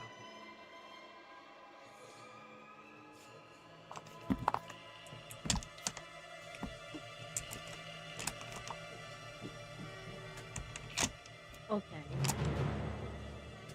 Can I, DM? Do I recall anyone with that lore? We have the crooked wife. We have the crooked child. We have. It would sound very much like the Crooked Wife. She was the handmaiden to the Raven Queen before she became the Raven Queen. She, by all accounts, looked very similar to the Raven Queen, and the Crooked Man did take her as his bride. But because she now lives in the Crooked House, life can't flourish in the Crooked House, which is why the Crooked Child exists. Do I recall her name? much like a lot of these figures, it seems like their names have been lost.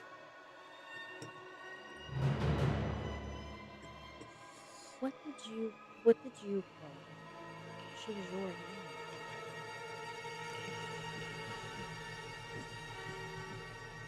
Again, that same confusion. I can't grasp her name. Like it resides in a dark corner of my memory.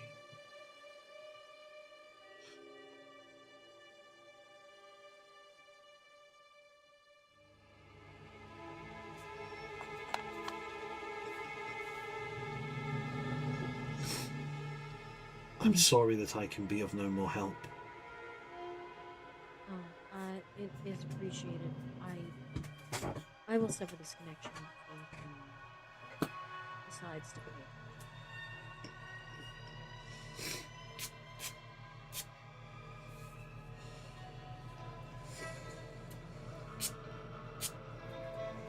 I don't think either one of us like him. I'm really sorry I didn't hear you there. Oh, Reverie said, no, thank you. You've been a great help. I will sever this connection before he decides to pay attention, because I don't think either one of us want him to know that we know each other. At least while I am.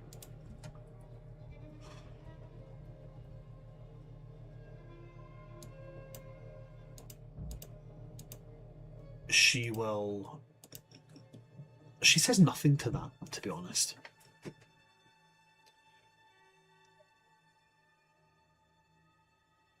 Yeah, she says nothing to that. She allows the connection to fall. This might be clutching at straws. I don't suppose this type of orchid has a name.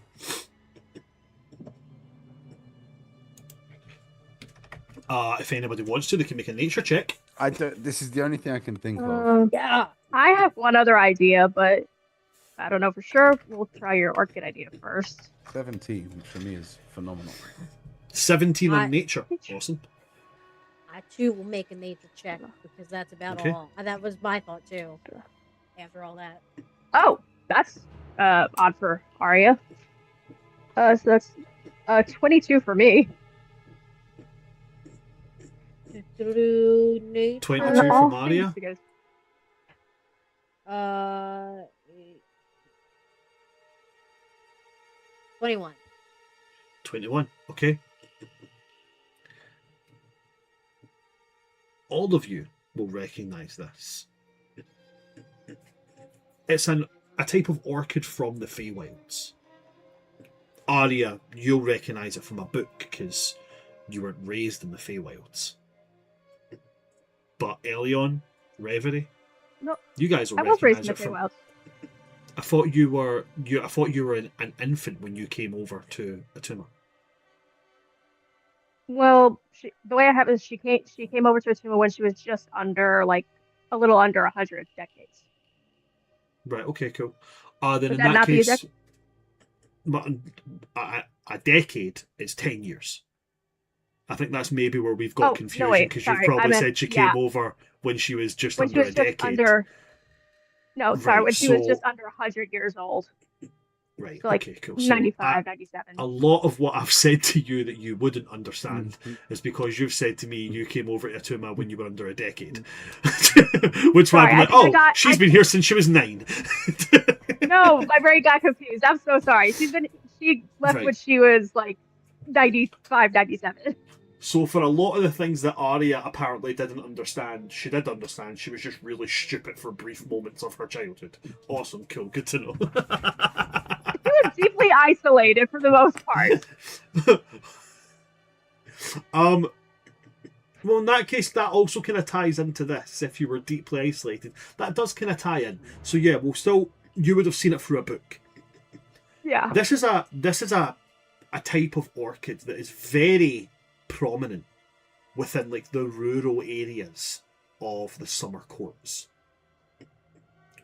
When you were a child, you would be told not to wander into the forests because anything can exist in the forests of the Feywilds. But if you ever did get lost, you were to try and find a mother's kiss, which was this particular type of orchid. It was said that by whispering the name of your mother to this orchid, the orchid would guide you home. That was my other thought, but I was like, I'm just gonna look so stupid if I just say my mum's name. That's a good thought, though. I wasn't sure, but that was a good thought. I'm glad you had the guts to say it. Who wants to go first? Quick question, though. If this is... We don't know for sure if this would lead us to Kesley's, or if it would lead us completely out of the house. And isn't the point to try and leave this house altogether? We're not all together. We don't have Well, to this is just the only trail we have of Kessley's scent on it. that and the one in the other room. We can send Reverie into the other room on her own if you really want her to. I don't like the idea of it. I just don't... Unless we know for sure we're going to all still be able to leave together. Because if we leave the house completely through these orchids, and we still leave Kesley's and Koljata and Logon behind, as well as our other friends, then that defeats the whole purpose of why we came in here to begin with. If these things lead out, then theoretically Kessley's is already out. So... Theoretically, we would have to speak Kesley's mother's name to find it. Also a point that Kesley doesn't know his mother's name. Yeah, and Reverie does Okay. point that out. That's a good Besides, point. to me, as I am his mother. So he might have said your name.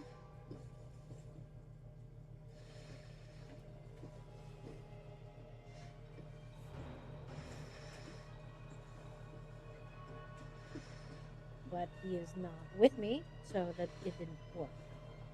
I mean, we can go warn the others that they are supposed to follow after a set amount of time if you're worried about leaving them here. I think that might be a good middle ground.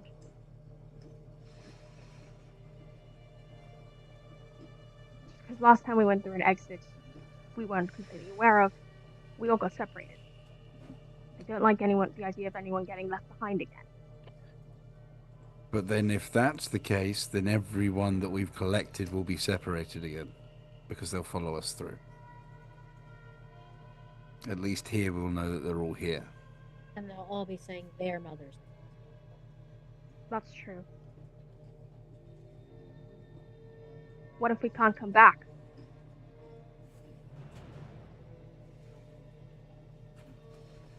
What if we couldn't come back from any of the rooms we stepped into? That's a good point. Fortunately, this is the only lead we have of where he is. Unless we want to send Reverie into that room alone. I am okay. I would like to point out to the group, I am okay with going into the room alone. No. I don't want to. You died, and you almost died. I have been pretty in one piece. So speaking from experience, that's not a fate I wish upon anybody.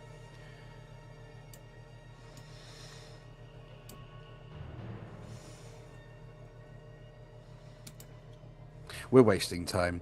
I'll kneel down. Solera.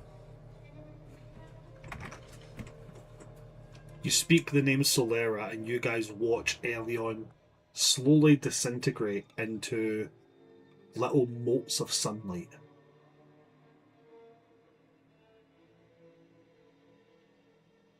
It's not painful or destructive in any way. I'm dead again. And you did. The dragon's like, come on, man. Dude, I can only So do we this so many times. So we will be separated. Well, Eleiyon is certainly no longer where he was. Do with that what you will. Bear in mind, we've already wasted like 4 in-house hours, which translates to weeks or months outside. Don't know for sure. Hopefully not. I just don't want us to end up having to Kesley's waste been more walking time trying to around find each for weeks on his own, and we're sitting here talking about whether this is worth it. I'm gone. I just don't want us to have to waste more time again trying to find each other to get out of the house again. Okay. Reverie. You. All right. DM, remind me what Arya's mother's name is. We never decided on your mother's name. That's how True, you. you just gave me the dad. Okay. Let me think. I'll go with the L theme with Lorelai and go with Leona. You speak the name Leona, and you, Reverie, you see Arya dissipate into motes of sunlight.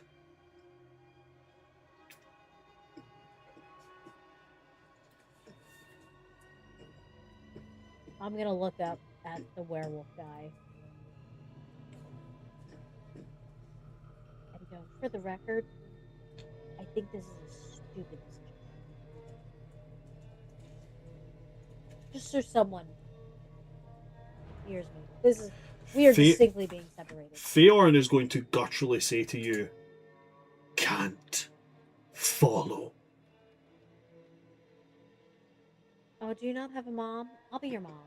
He's a winter Eladrin. Oh, my son. You know what? Castellis is also a winter Eladrin, and he is my son. So, welcome to also being my son. He will turn to the flowers and then speak your name, and nothing happens.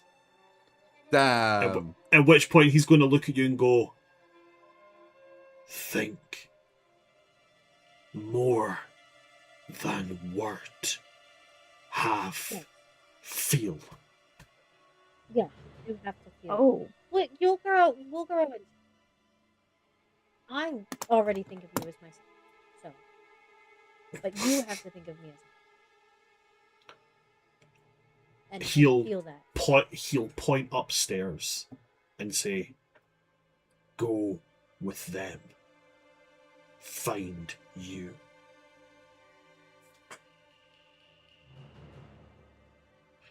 Yes. Arya, you've got your hand up. What are you asking? Yeah, sorry, this is like an important above table question. If the requirement of it is that there has to be like a feeling of warmth tied to like the mother, I don't know if that would necessarily work for Arya then, because she's terrified of her. I think it's more of a, you have to believe it. You have to think they're your mum. You can't just say I'm your mum and then Like say like that person's like name. you don't have to okay. you don't have to like them, but Arya knows her mother is her mother. Okay, I just wanted to clarify in that instance if that was the criteria or not. I can't just go up to and be like, I adopt you now, and then he says my name. Could you if Eleiyon. that had worked, that would have been great. Eleiyon feels whatever way he feels about his mother. It's still his mother. If Kesselis said Reverie's name, you've heard Kesselis a few times refer to Reverie as his mother, like when he fireballed a guy in the face and said, "Don't touch my mother." So him saying that, obviously Reverie is not his mother, but he sees her as his maternal figure. So therefore it works. Okay. Theorn has just met this person like 10 minutes ago and was told, "I'm your mum," and went, "Yeah, okay, cool." Okay, that makes sense. Also, I wasn't sure Theorn is incredibly obviously much older than Kesselis. So yeah. He just might never be the kind of person that can say, "I've got a mum." Like, yeah, that's super fair. But I just wanted to clarify. He's now been adopted by Reverie. You've basically walked up to Jason Statham and gone, "You're mine now." Yeah. Yeah. It makes sense. I just wanted to clarify. Because when you said feeling, I was like, oh, in that case, thank you for clarifying. Go meet with Logan and John. Okay, so you're going up to speak to them before you do the name, the mother's No, name. I thought he was going up to speak. Yeah, he is going up. I thought you said we will go up. No, I meant him. Okay. And then I'm So, going to look at the flowers. Understanding the possibility you might not be able to come back to this place. Out. We have head charged into everything we found so far. Like, why are we worrying about it now? Here's the thing, though. Head You guys charged just to things and did gotten such a huff about separated. being separated. Said your individual mom's names. We could have all said one mom's name and gone to one place. I would like to point that out. Because it has to be your mother. I didn't want to go this route, but then Eleiyon. So it's like, okay, so are we doing I'm this? thinking more for the fact that Reverie wants the third time in the familiar room. And Basically. I know. That's all this not- argument's about. I'm not opposed to it, but Arya's like, I don't want us to be separated again, but no matter what, we're gonna, like, there's a chance we might. One, Reverie wants the third time in that room. Two, Reverie's mom is dead. Like, been dead, super dead. you guys teleport back to where your mum is. Reverie ends up in the underworld. What the fuck? That would be terrifying, honestly, for Arya. Like, Reverie just gets teleported to the fucking Raven Queen's domain. Okay. This is a hot mess. Or I can go through Spooky Door, and that also had Casalisa's smell in it at the same time. Because Reverie was in there. For all we know, Reverie went through that door as Casalisa touched those flowers and said her name. Got brought to that room, to the nurse, and got knocked out and drug away. I'm not trying to metagame. Yeah, all that's a good three of point. us walked into that room for the first time at the same time, and all three of us were in completely different rooms. Why would he be the only one that's in your room? That was because the flowers Doesn't bring make you any to the mother. But you weren't in that that's a good room. point.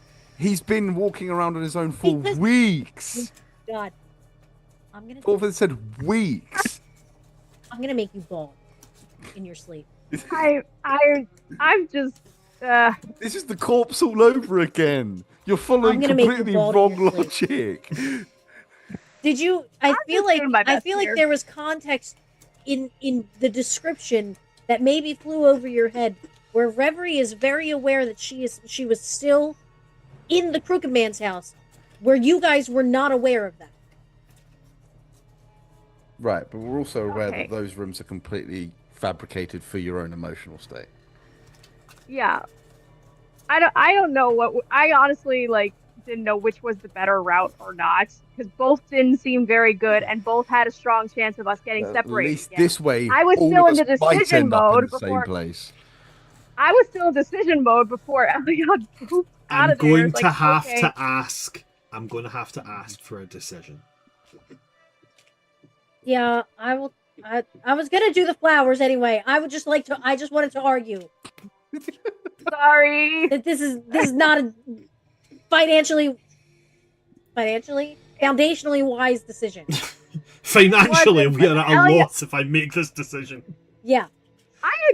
I agree as a player, but then Eleiyon pooped, and Arya's just like, God damn it. Friend, we did discuss my mom's name. Dead. Was it Marion? Brian. I think it was Marion. Yeah. Reverie will touch the flowers and go, Marion of the iridescent wings. Why are you just being so extra for? Her name. For fairies, their wings are a huge part of identity. A joke. You speak your mother's name, and you feel the warmth of summer sunlight wash over you. And when you come to, you're in a small room. All of you are in a small room. 15 by 15 foot. There is a Are we in table. the same room? You're in the same room. There is a table. And on that table, there is a beautifully crafted, ornate doll's house. and there is a withered, ancient-looking Eladrin sitting next to it. And we'll continue after our 15-minute break. Don't go anywhere, at least folks. we We didn't will get- see you in 15 minutes after my party has a little break. Don't go anywhere, and we'll see you in 15 minutes. That actually wise decision, guys.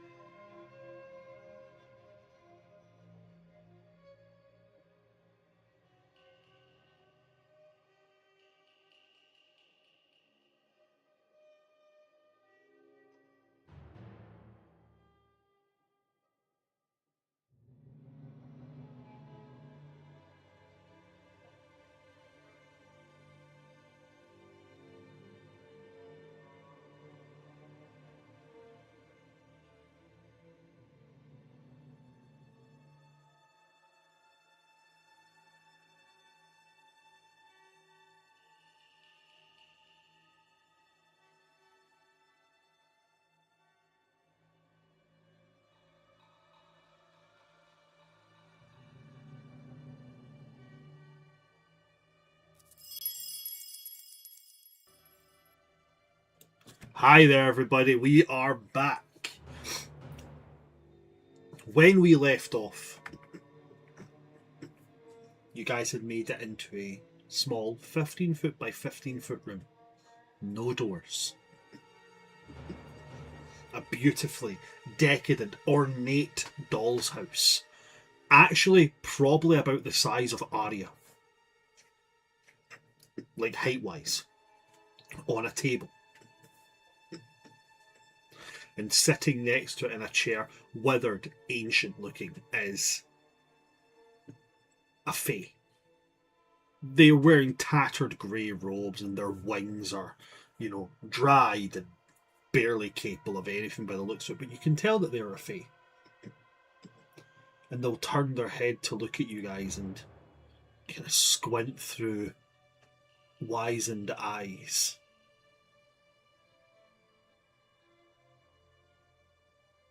You're new, you are.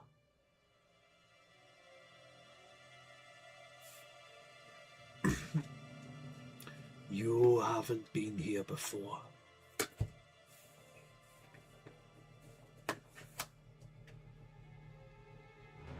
That is correct.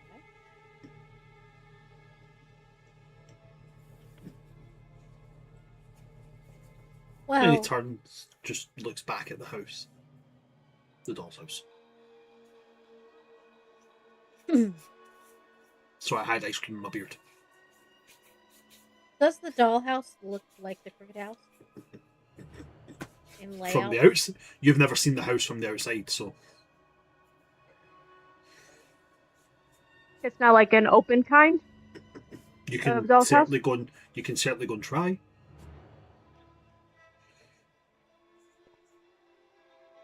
I I'll will hold off ask on that because for that's now. what polite. If I may. You're going to ask if you can open up the house. Yeah, if it's because it's the polite thing to do. I mean, this is clearly her space in her house. He looks at you, Reverie, and he nods very slowly. Then I will slowly creak open the house. As you open up the house, you will see a great number of rooms that you do recognise, including a gallery where there is a model, about yay big, of the gallery owner. You'll notice the grand entranceway with that strange host in the black mask. You'll see a corridor with small paintings lined up, and there is what looks like a crumbled model there, maybe made of some kind of limestone. You see a great number of rooms that you recognise, and in some of those rooms you can see models of people, models of figures that you recognise. You find the room with the vestibule where you can find the models of Logon, Kojata, the priest, and this tall wolf-like figure.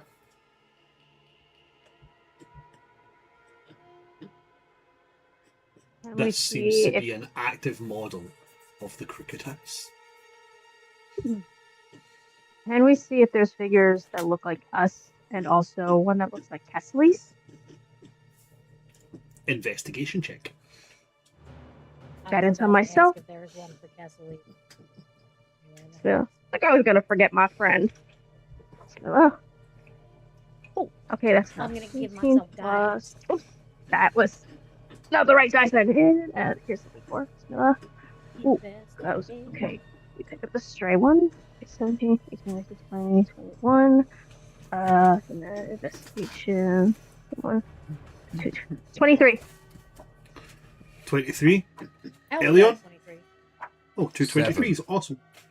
7. Eric's Italian. 7. I rolled a 7. I got a 7.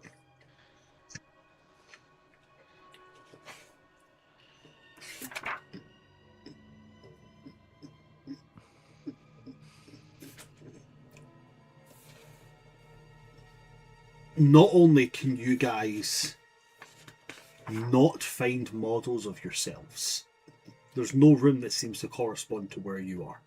You seem to be out of the Crooked House, but also within the boundaries of the Crooked House. When it comes to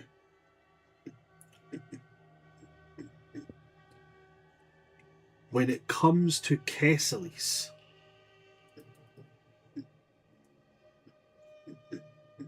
you can see a model of Kesselis.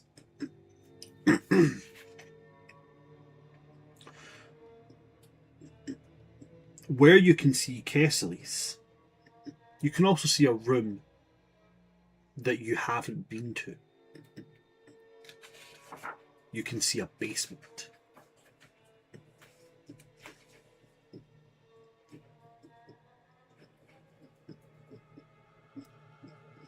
And Kesselis is in that basement. Interesting.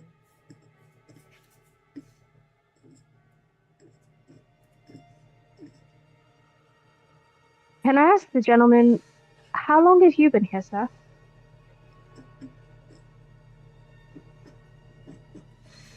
He shrinks his eyes and kind of looks off as if trying to think. It says, "Oh, as long as I can remember." Do you ever get lonely here? I've been Or do people lonely come for a through? long time. I know that feeling. Why do you stay here? Or can you not leave?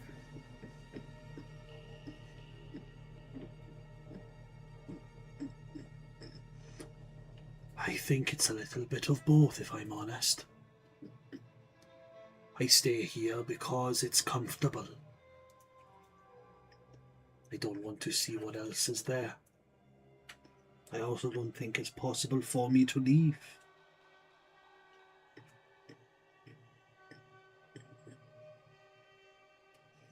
Even if leaving would mean not being lonely anymore? What if your existence outside of this was just loneliness? By that same logic, what if it wasn't? Sorry, say that again. I said, by that same logic, what if it wasn't?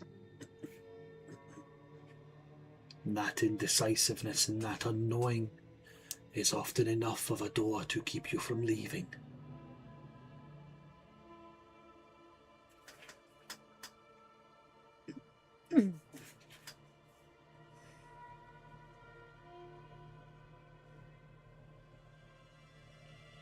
DM, can Has I this also house- look for another figure within the house?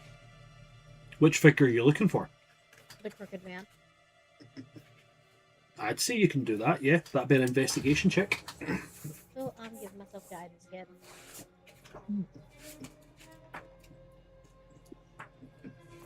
Oh, sick. Huh. I'm finally tuned to the Crooked Man, apparently. That was a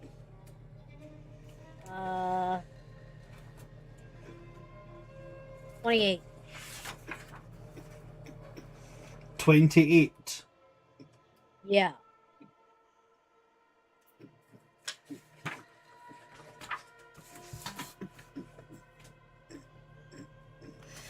On the 28th, the Crooked Man is in the kitchen.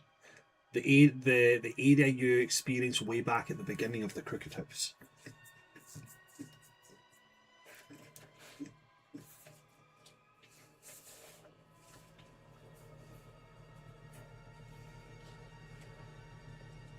Interesting. Does he seem to be doing anything, or is he just standing?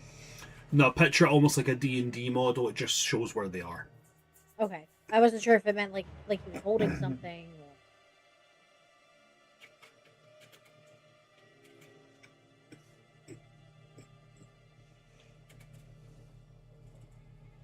Above table, I'm wondering if we try to touch a room, would that put us in the room?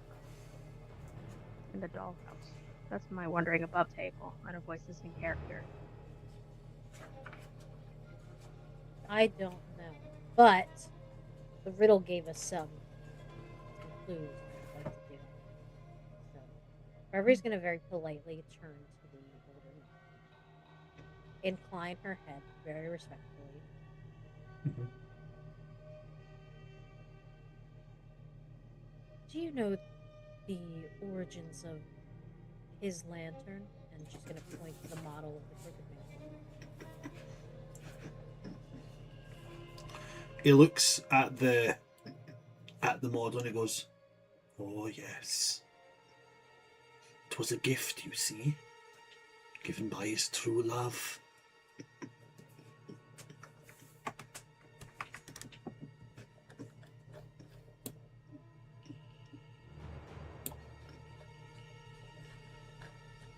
And then he became this.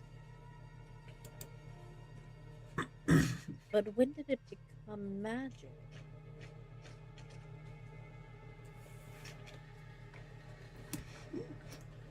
It started out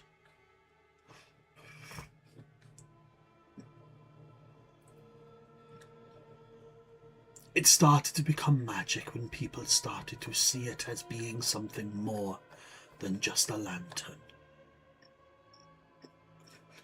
It started to be a guiding light. Something that would take people from one place to the next. Keep them calm.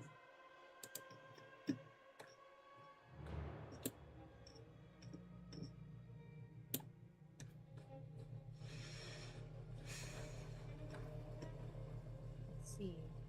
And I know he has a monk here, but is there another?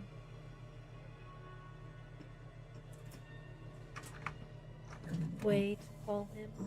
Something he went by? But whatever name he had before, it's gone. No longer has any sway, even if it were to be remembered. None of them do now. That's the first thing the house strips from you. Is your name.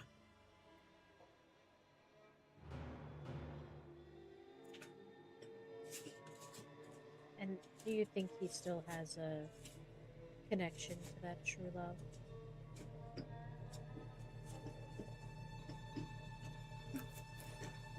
He smiles.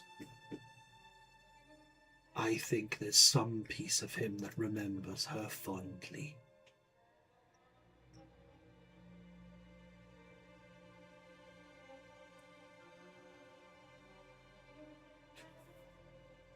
I see.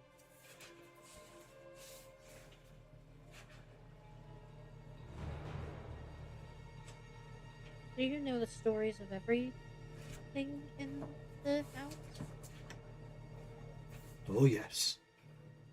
I know every being that's ever walked this house. How long they were here. When and if they left. Well, all except one. There was something here. Seemed to just attach itself to the house when it formed. But I don't feel it here anymore. Strange. Was it something that was being kept here by lights, by lanterns?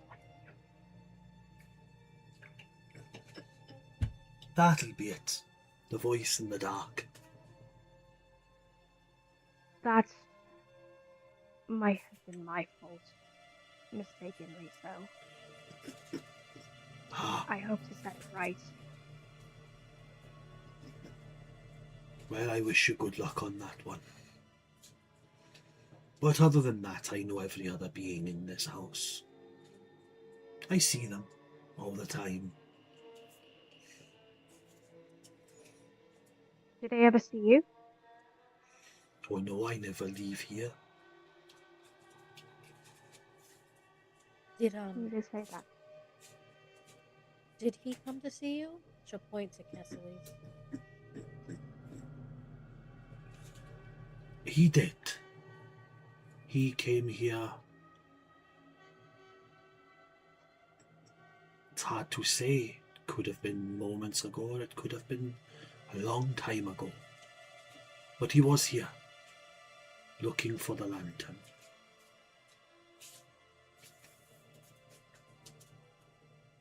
How did he get back into the house while he was looking for the lantern?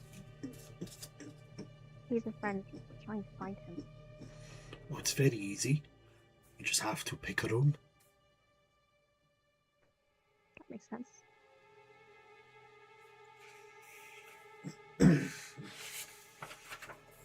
If you move the figures to a different room, does that move people to those rooms too? Oh no, you can't move the figures. You can only watch. You can't interfere. Can Everything I study... has a fate, and you can't interject with their fate. Hmm. As his true love would have said. How interesting.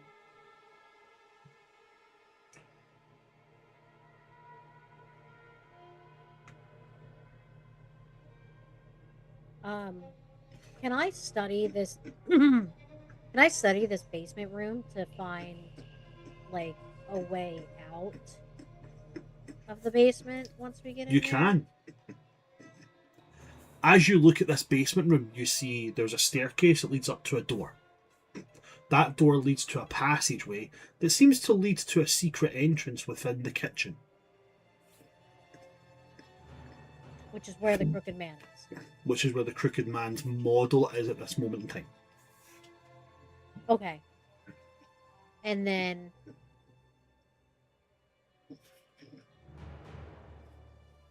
Can I also look at a pathway to that basement from where we have everybody else?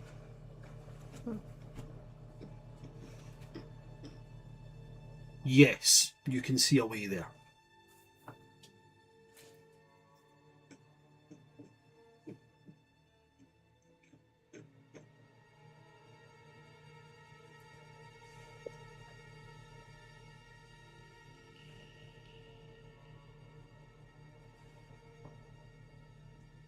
Okay, are there any other models in between my way to the basement? Nope. Or is it just the crooked man in the in the kitchen that's kind of blocking me? It just appears to be the crooked man in the kitchen. There are so I've just understood what you asked there. Yes, there are models of other things, other people who you don't recognise at all. They just appear to be other people who've maybe wandered into the crooked house and are currently wandering their way through it. They appear to be... They would be in your path, but that's not to guarantee that they would be in your path still when you reach that part. They're moving around the house the same way you are.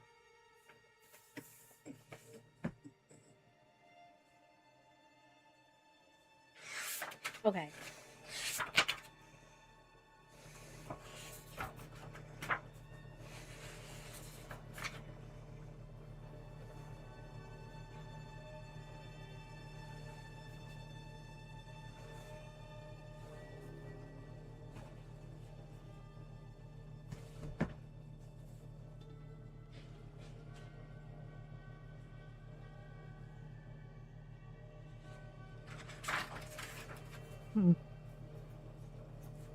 I'm gonna kind of look to Arya and Leon and go, from my understanding and my theories of how this place works, the best method that involves the least amount of splitting up is we go back to the original room. I go through the door. Because that door, I was in that room, right? The basement room. Mm-hmm. I was in that room.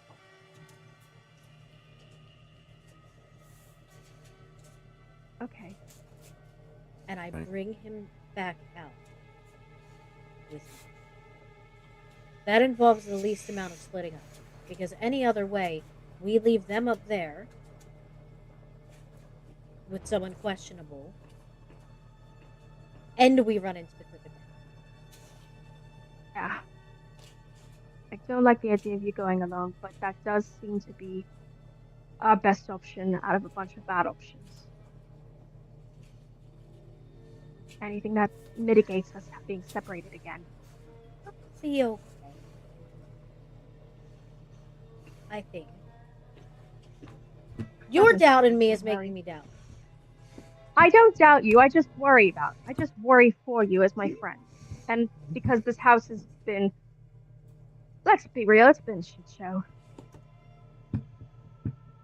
But if anyone's got the best chance of it, it's you for sure. Thank you.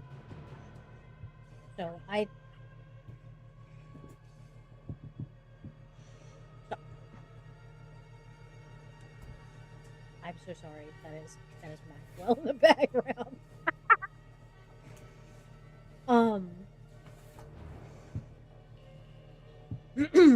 Trevor's gonna kind of turn to the old man Mhm. and go, "Do you have any words of wisdom for dealing with this house, or what you've heard that we're going to do?" Don't think too harshly of him. He used to be a good sort.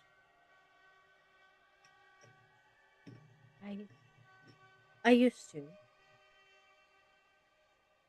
I don't anymore. Not. I don't forgive him. But I understand how he turned out this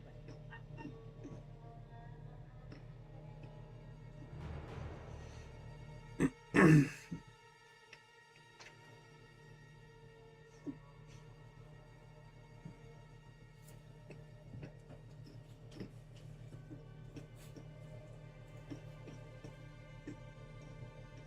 What that's like. And I understand the cause of this was more than just him at its root. If anything, we have a common enemy. But I don't think he sees things like that anymore. A small part of him does. But that part is old. Too old now. Not can't something help. that not a part of him that I could appeal to.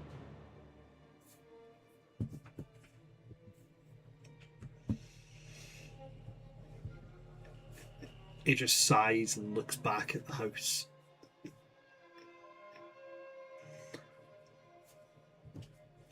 Speaking of, really quick, can I see if I can see where Harahau ran off to?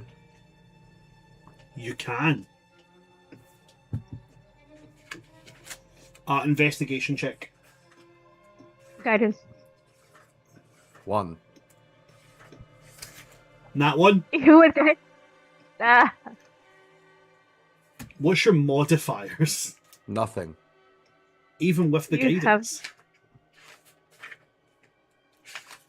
2.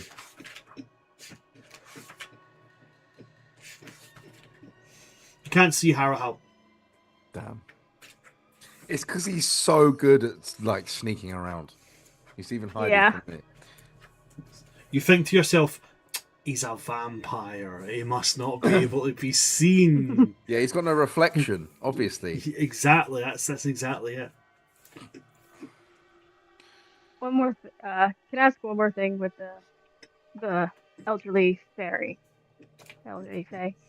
You Said can. that you knew the stories of everyone that had been here, except for the one that was. Well, that's gone now. You said that he attached himself to the house when it was made. So, did the candles really keep him bound here, or was it just biding its time? I never said he attached himself. I said it attached itself.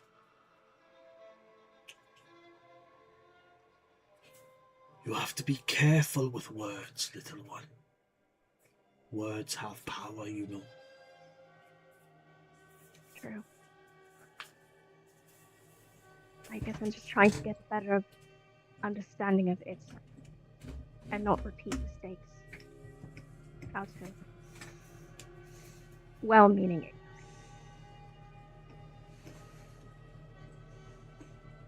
I want to try and make things right. There's never a guarantee that you can. True. But I want to at least try. Some wrongs can never be right. Be prepared for such times.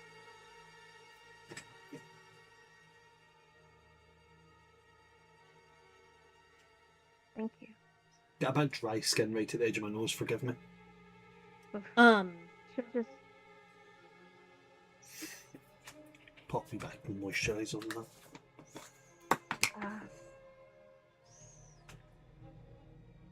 Aria will ask him real quick. When was the last time you, if you're comfortable with it, had a hug?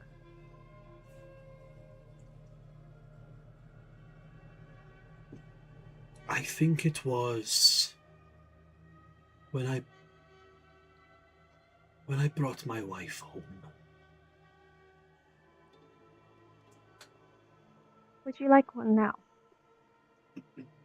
From one formerly lonely soul to another.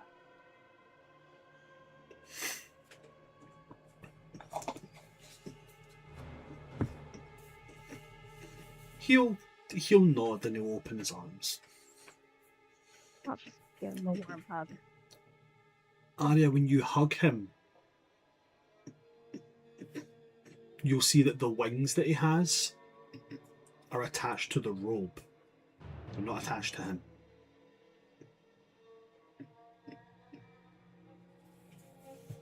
What do the wigs look like?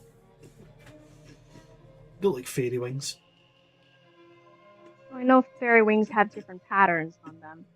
Yeah. What are the The patterns? patterns on these ones What are are- dulled way, way, way long ago.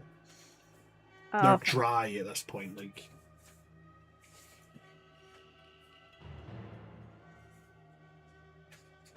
Whether you stay stuck or choose to leave or stay, I hope your choices leave you happy. I hope the same for you, dear. And he gives you like a wee Right. pat in the back. I'd rather make others happy. That makes me happy. You said you brought your wife home? Yes.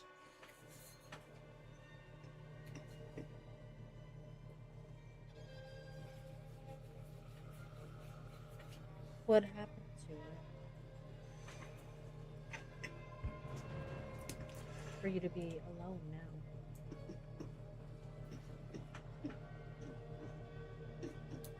She wasn't as strong-willed as I was.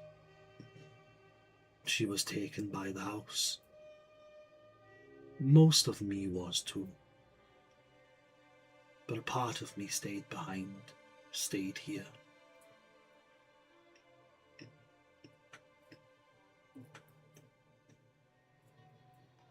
I see. Can I ask you an additional question? Of course you can. Is there a way to get the lantern from him? Oh yes. To get the lantern, you have to go to the real house.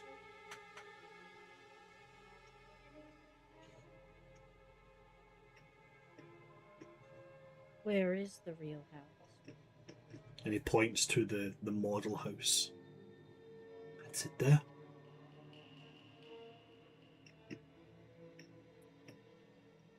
And then how?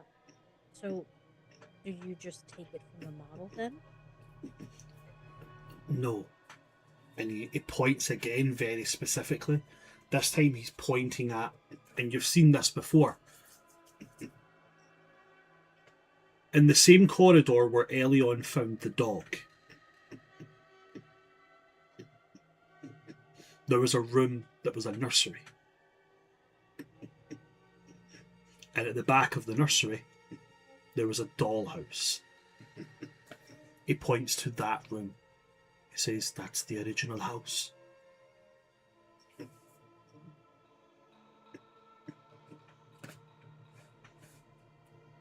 Okay. Once you go there, I fear there may be no coming back.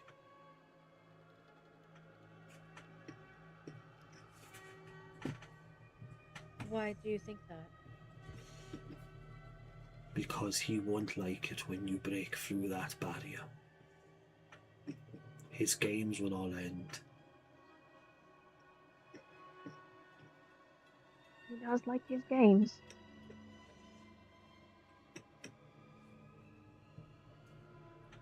And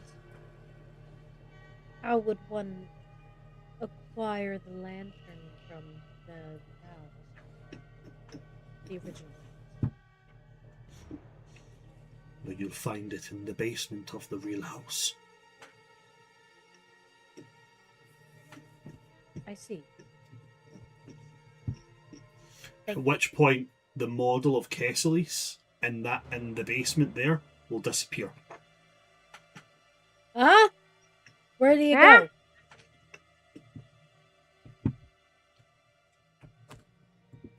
go? Is the model in another part of the house? In the dollhouse? Nope. Oh my god. My son is so Ah. smart. But he just needs to stay in one fucking place. He's causing me to choke.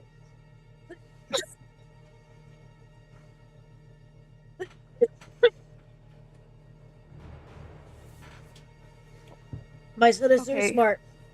But he's a badass little kid. He needs to stay still.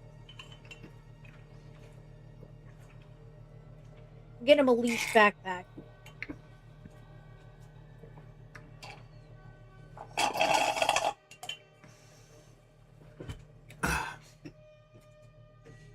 Ugh. Okay. So, what's the game plan now then?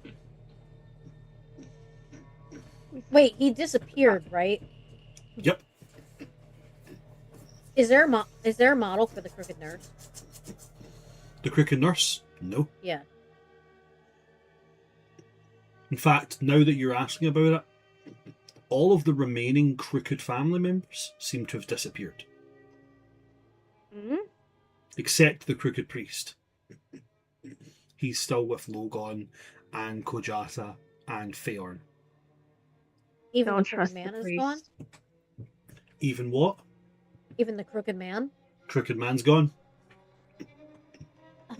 Excuse me, where did they all go? Well, if you can't see them here, they're in the original house. Or they've left. Except the Although priest. only ever one or two of the family leaves at any given time. Not all of them. But they've all left. Then that would mean Except the they've all priest. went to the house. The real house.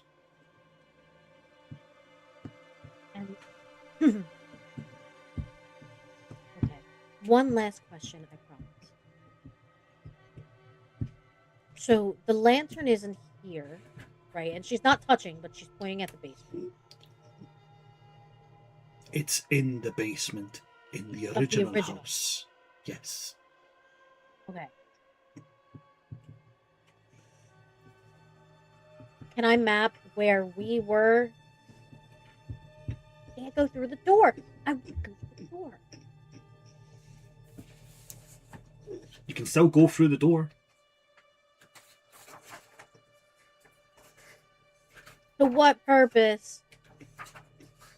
My purpose to go through the doors, Paul. For the vibes. You deserve to have a third look in there. This is me saying, not Arya. Can I map the way from where everyone else is coagulated to the original house? Room? Give me a moment and I can tell you exactly the way there. Bibbidi This old man is so bobbidi. sweet. I have a theory about this old Fey man. I have a theory about him. Let's see. Right in the trap.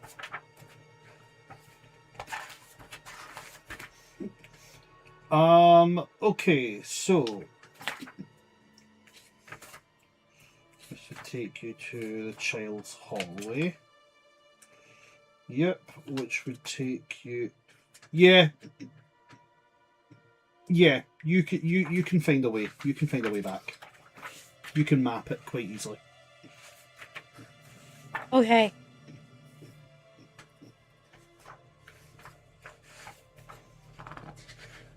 Then I will map it.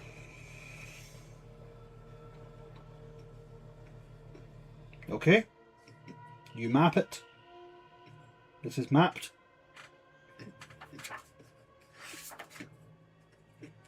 Okay. Well, I guess we know where we're going.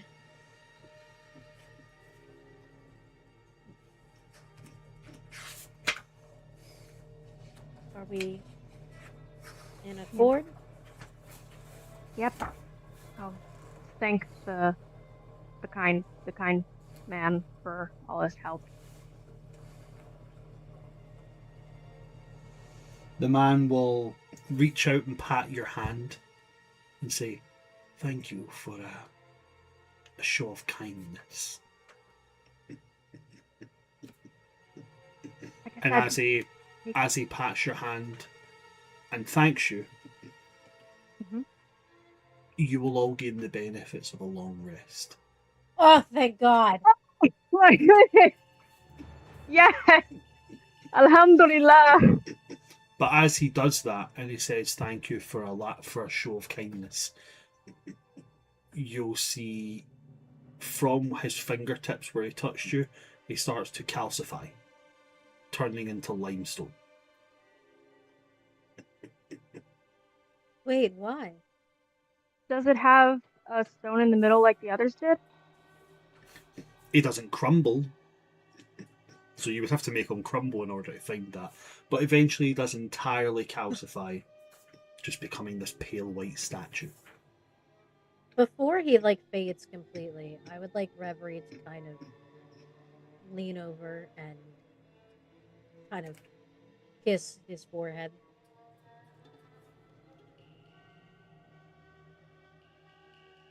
Okay. Just as a very friendly, almost motherly goodbye. I would like to try and retrieve the. I'll say a quick I'm sorry, but I think it's because she knows if there's a stone in there. I think it's almost like she wants to take it with her, like she took the other stone. So a piece of him gets to leave too, Okay. so So he's not stuck here.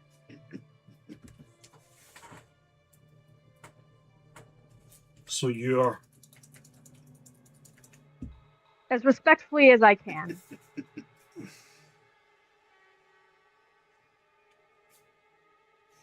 okay. Because a piece of him doesn't deserve to stay stuck here. She knows what that's like. Because he was kind to us. Does she find something? It's very small. Very, very small. But you would find a small topaz.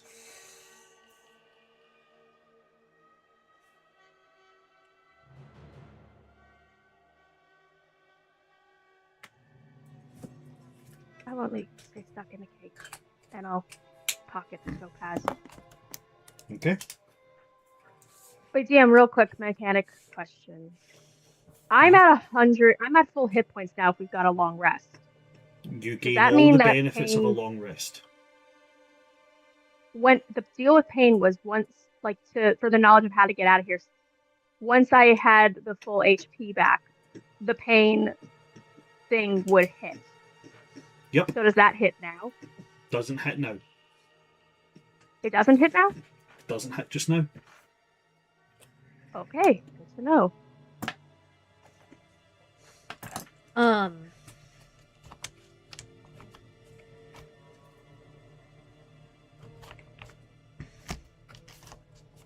we Yep. good? Let's get our friends and get the fuck out of here. I'm gonna check the house one more time, make sure there's no crooked person in the house. No sign of Uh-huh. any of them. Yep, and then I guess I'm gonna tap the room where everyone is. You're tapping back to the vestibule. Okay. Yes. Yep. All of you are. Cool. Yep. As you tap them, you guys materialize back in the vestibule like blinking. The moment you do,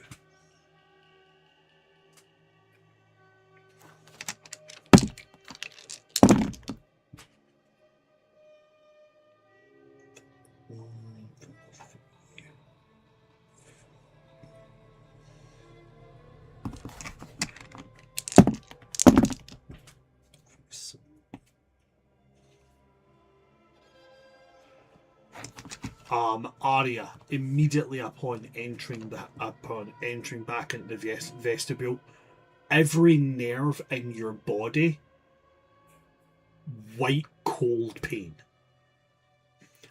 like your entire body.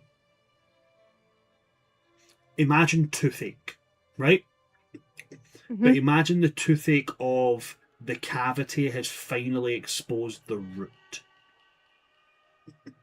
That one where you breathe in and the cold air hits it, and it's that way that it makes your whole face spasm. That on every nerve ending all over your body. I'm talking skin, muscle, eyeballs, inside your nostril, the very internal structure of your bone.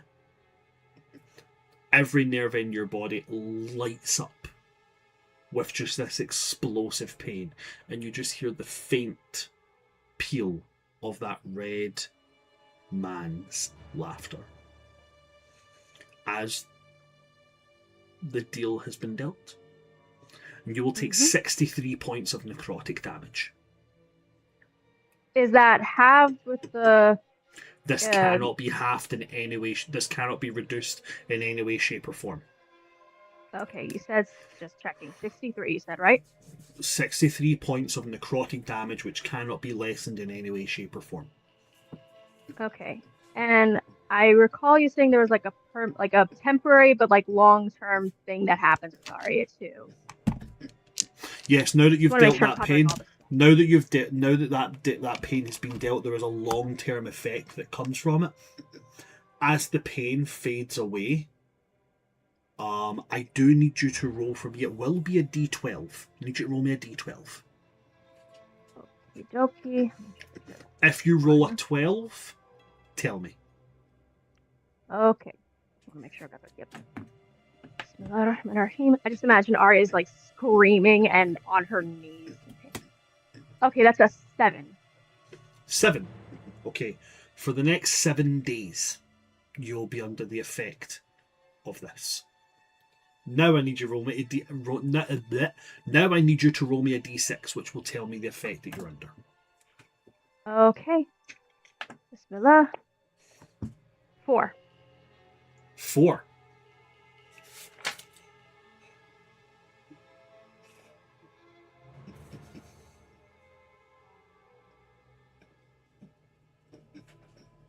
On a 4, all aspect of colour drains from you. Oh. Your skin appears, to be clear, I don't mean like, you suddenly become monotone.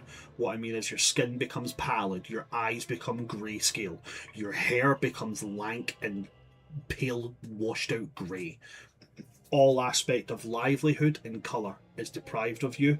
All aspect of joy emotionally is taken from you. Everything vibrant about you stripped. For 7 days, all the bits of cloth that you've got all stitched together, they all blend together in a, again, not monotone, but definitely like, you know, they all just blend together. Their palette. Desaturated. Exactly. Desaturated. You have no essence of vibrancy or joy in you.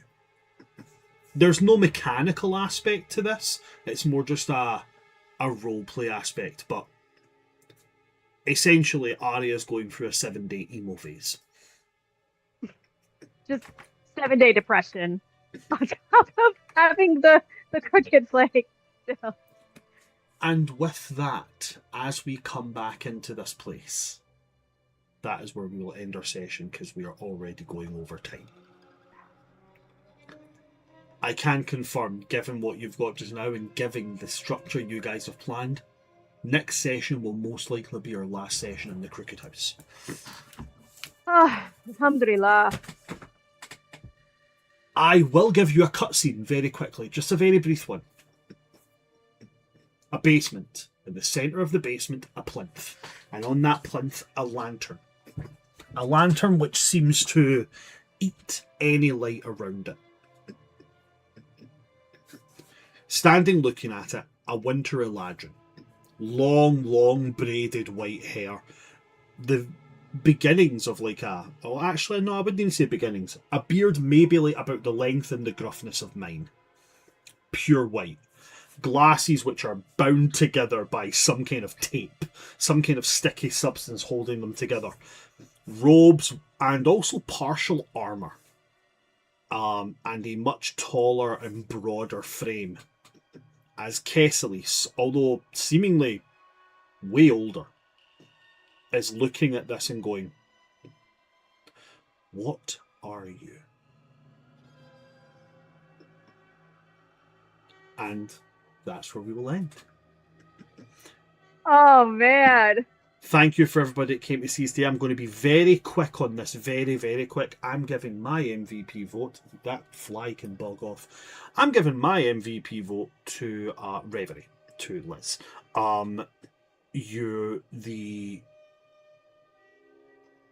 The dedication you're given, and a lot of DMs would probably see this as a, nah, you took too long.